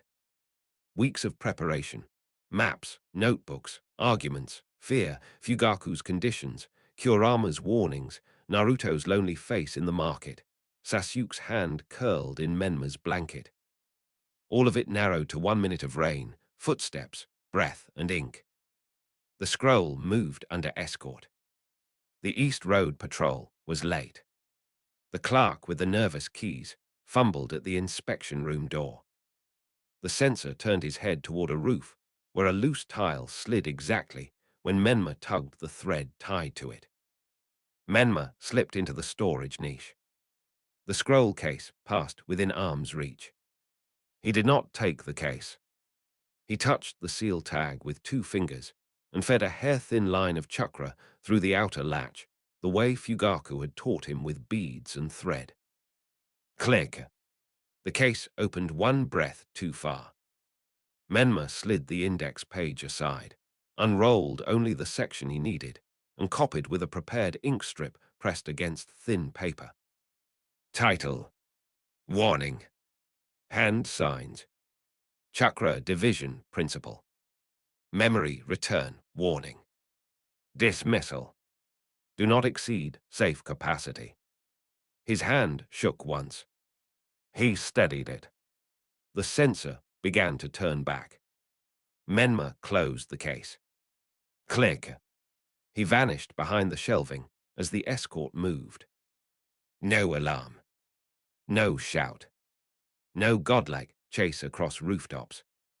Just a child in the dark, holding stolen knowledge that could break him if he used it like an idiot. He did not breathe properly until he reached the old shrine. Fugaku was there again.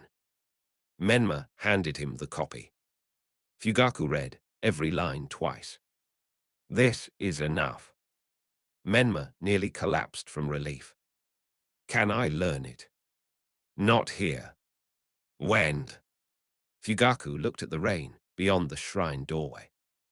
After you sleep. Father. After you sleep, Fugaku repeated.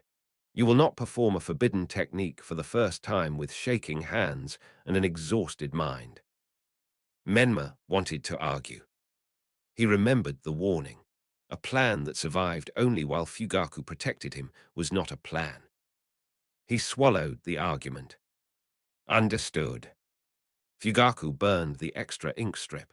He sealed the copied page in oil paper and placed it in Menma's notebook, between boring entries about beads and patrols. Boring things were searched last. When Menma returned to his room, Sasuke was asleep sprawled across both futons. Menma stood there, soaked, tired, and shaking with the weight of what he had done. Inside the seal, Kurama spoke quietly. You opened the door. Menma changed into dry clothes and slid under the blanket beside Sasuke. Not all the way. No, but enough. Sasuke mumbled in his sleep and kicked him in the shin. Menma closed his eyes. Tomorrow, he would learn the shadow clone technique. Tomorrow, one body would stop being the limit. Tonight, he was still one boy in one room, hiding stolen knowledge under boring paper while his twin brother stole most of the blanket. For one more night, that was enough. Chapter 11. One more Menma. Fugaku made Menma sleep until noon. That was not mercy, it was strategy. Menma woke to sunlight on his face, Sasuke's foot pressed against his ribs, and the stolen page hidden inside a notebook full of boring training logs. For one strange second, everything felt normal. Then he remembered the scroll case, opening under his fingers. His eyes snapped open. Sasuke was already awake, lying on his stomach beside him and writing in his own notebook with the intense focus of a child recording evidence for trial. Menma pushed his foot away. Why are you on my side? You stole the blanket. You were sleeping on it. That still counts. Menma sat up slowly. His whole body felt heavy, not from injury, but from the kind of fear that settled in after danger had passed. He had done it. He had copied the shadow clone technique. He had not been caught. That did not make him feel safe. It made the world feel like it had noticed him. Sasuke looked up from the notebook. You look weird again. Menma froze. Then he yawned deliberately. I just woke up. Sasuke narrowed his eyes and wrote something down. Do not write that. Sasuke wrote faster. Menma decided not to ask. At breakfast, Makoto fussed because he had slept late. Itachi watched quietly over tea. Fugaku said nothing at all, which somehow made the air between them louder. The copied page stayed hidden. Menma ate rice, answered Sasuke's complaints, let Makoto touch his forehead, and kept his face loose when Kurama's voice slid through the back of his mind. You are shaking inside. Menma lifted his cup. I know. Good, a thief who feels nothing after a theft is either dead or stupid. Menma almost smiled into his tea. Itachi's eyes flicked toward him. Menma stopped smiling. Too close. After lunch, Fugaku sent Sasuke to Makoto with an excuse about helping sort practice clothes. Sasuke declared this unfair. Makoto declared it family duty. Sasuke left in defeat, muttering that notebooks were better than laundry. Only then did Fugaku lead Menma to the private yard. No lamps, no storage room, no hidden records. Just wet earth, a wooden post, and one stolen page placed flat on a low table. "Read it," Fugaku said. Menma had already read it 6 times. He read it again. Shadow clone technique. Divide chakra evenly between original and clone. Physical copy with substance. Memory and experience return upon release. Excessive clones risk chakra depletion, mental shock, disorientation, and collapse. Maintain stable intent at creation. Do not perform while exhausted, injured, emotionally unstable, or under genjutsu. The warning section was longer than the hand signs. That felt important. Fugaku waited until Menma finished. "Explain it." Menma swallowed. "It divides chakra to create a real copy. The clone can act independently. When it disperses, its memories return to the original. Danger. Chakra drain, mental shock. Too much memory returning at once. If the clone panics or gets hurt, that comes back too. Limit." Menma looked at the page.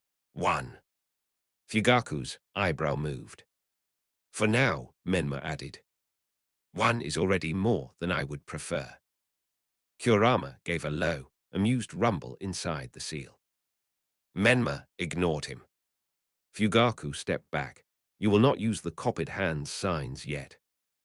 Menma stared. "What?" "First, you will create the intent without chakra." "Father." "If impatience controls your mouth, it controls your hands." Menma shut his mouth. The exercise was humiliating. He stood in the yard and performed the hand signs slowly while using no chakra at all. Again, again, again. Fugaku corrected the angle of his fingers, the tension in his wrists, the way his shoulders rose before the last sign. No chakra. No clone. Just the door before the door again. By the 20th attempt, Menma wanted to scream. By the 30th, he understood. Every time he imagined success too hard, his chakra rose. Every time he thought of Naruto using hundreds of clones, his control sharpened into hunger. Every time he remembered the copied scroll, fear twisted through his fingers. Fugaku was making him notice the emotions before they became chakra. Menma hated how useful that was. "Again," Fugaku said.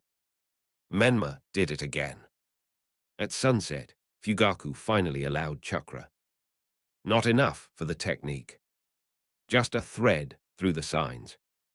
The first attempt shook apart before the final sign. The second chilled his palms until his fingers ached. The third made the seal in his stomach throb. Inside his mind, Kurama spoke more quietly than usual. "You are pulling too evenly from yourself and me."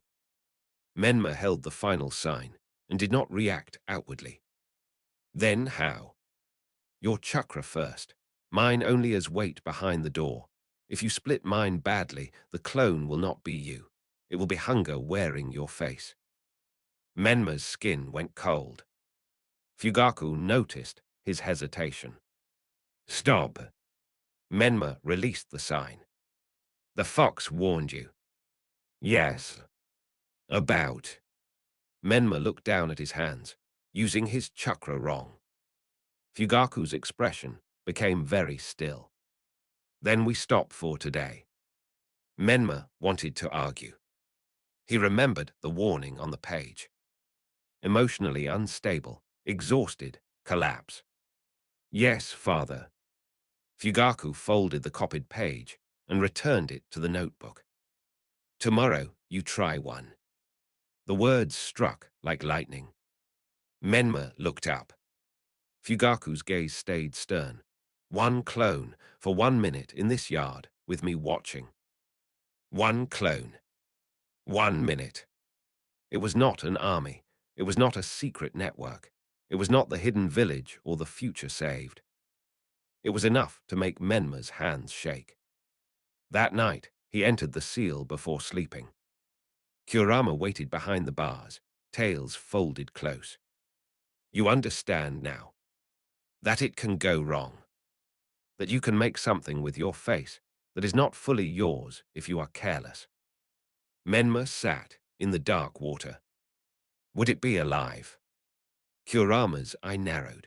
Do not ask questions you are not ready to answer. Menma hugged his knees. The stolen page had made the technique sound clean. Divide chakra, make copy, return memory, dismiss. Kurama made it sound like cutting himself into pieces and hoping each piece remembered how to be a person. Naruto makes it look easy.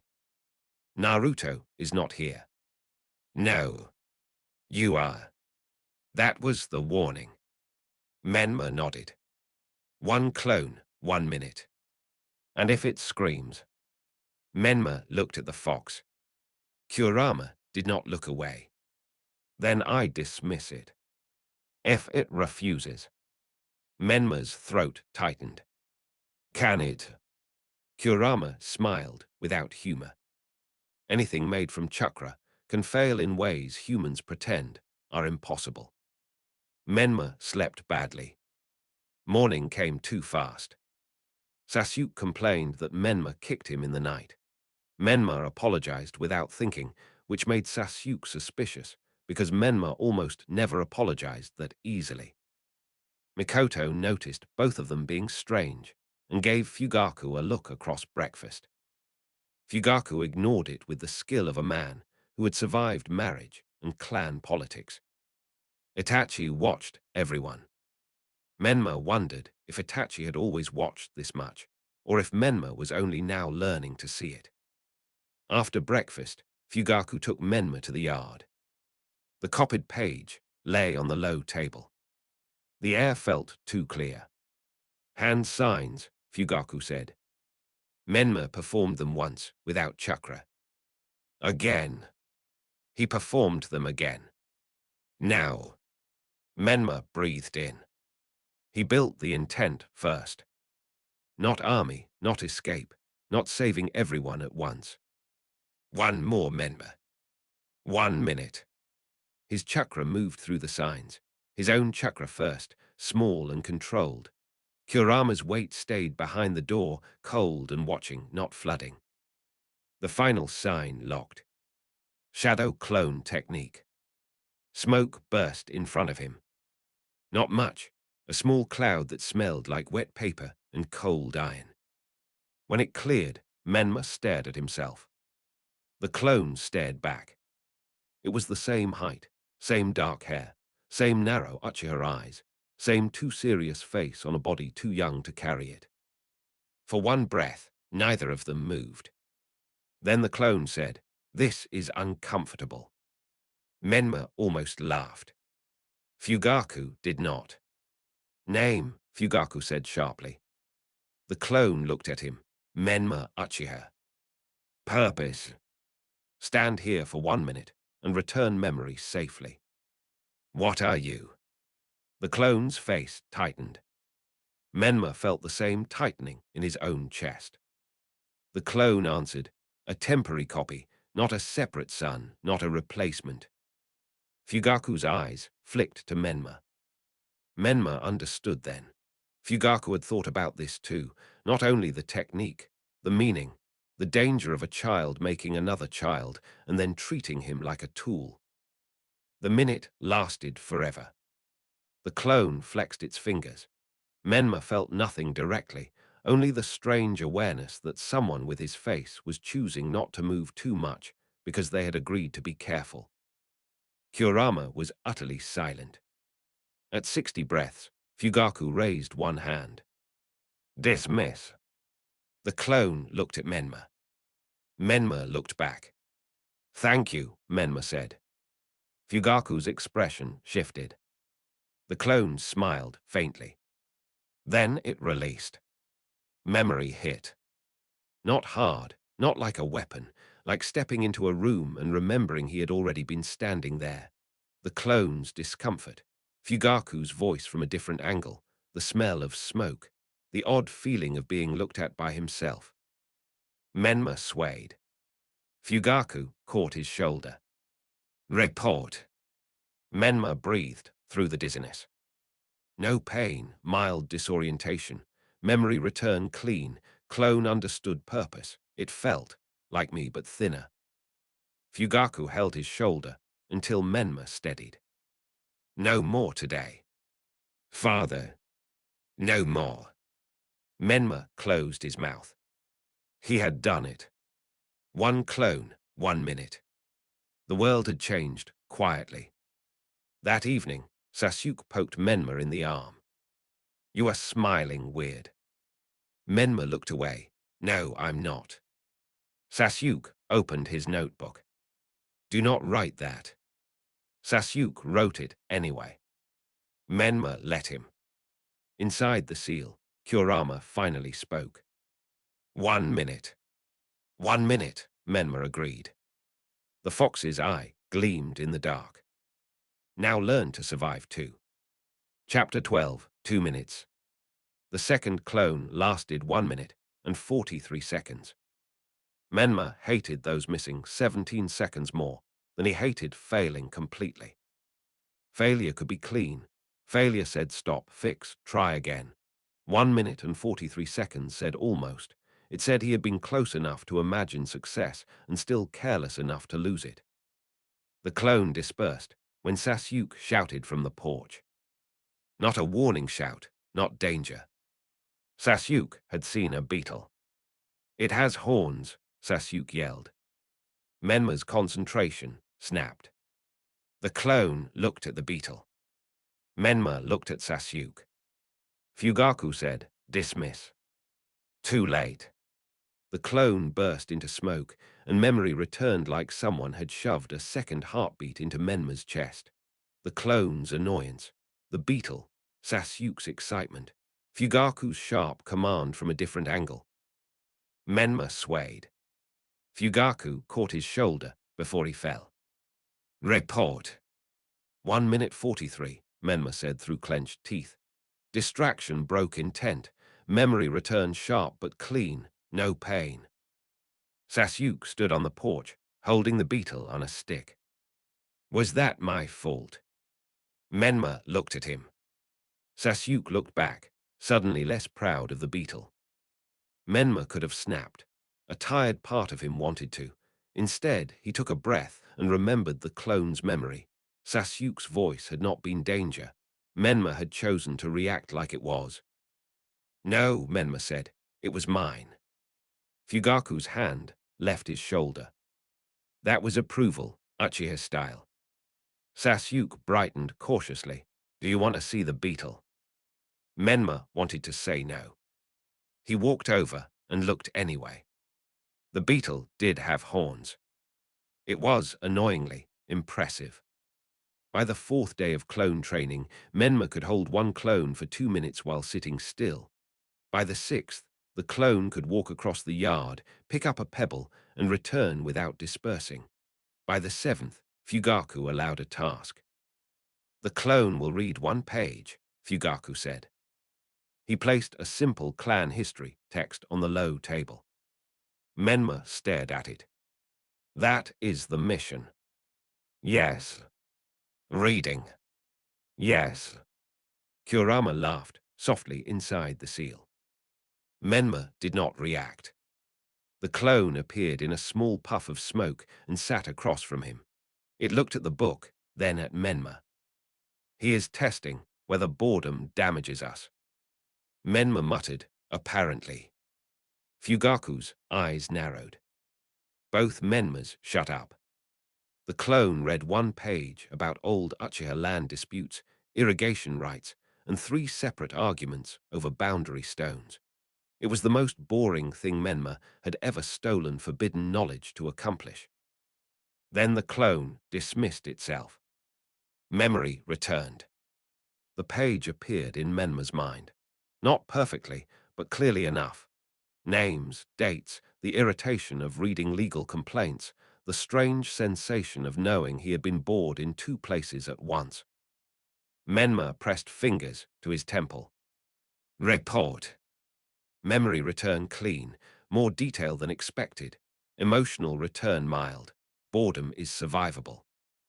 Fugaku wrote something down. Again tomorrow.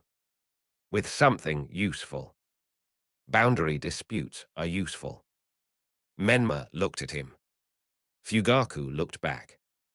Menma could not tell if his father was joking. That was the worst part. The useful task came 2 days later. Fugaku sent the clone to sit behind the storage shed and listen to two servants cleaning practice equipment while Menma stayed in the yard moving beads. The clone lasted 4 minutes. It returned with sore knees, 3 irrelevant complaints about laundry, and 1 important detail. A clan elder was pressing Fugaku for a larger meeting about village disrespect. Menma wrote it down. Fugaku read the note and said nothing. That silence told Menma enough. The elders were getting louder. Konoha was pressing harder. Time was shrinking. Inside the seal that night, Kurama watched him pace. You want to do too many things again. Because too many things are happening. That does not make your body larger. Menma stopped pacing. It makes clones necessary. It makes judgment necessary. Kurama's tails moved in the dark water. One clone watching servants is different from one clone outside the compound.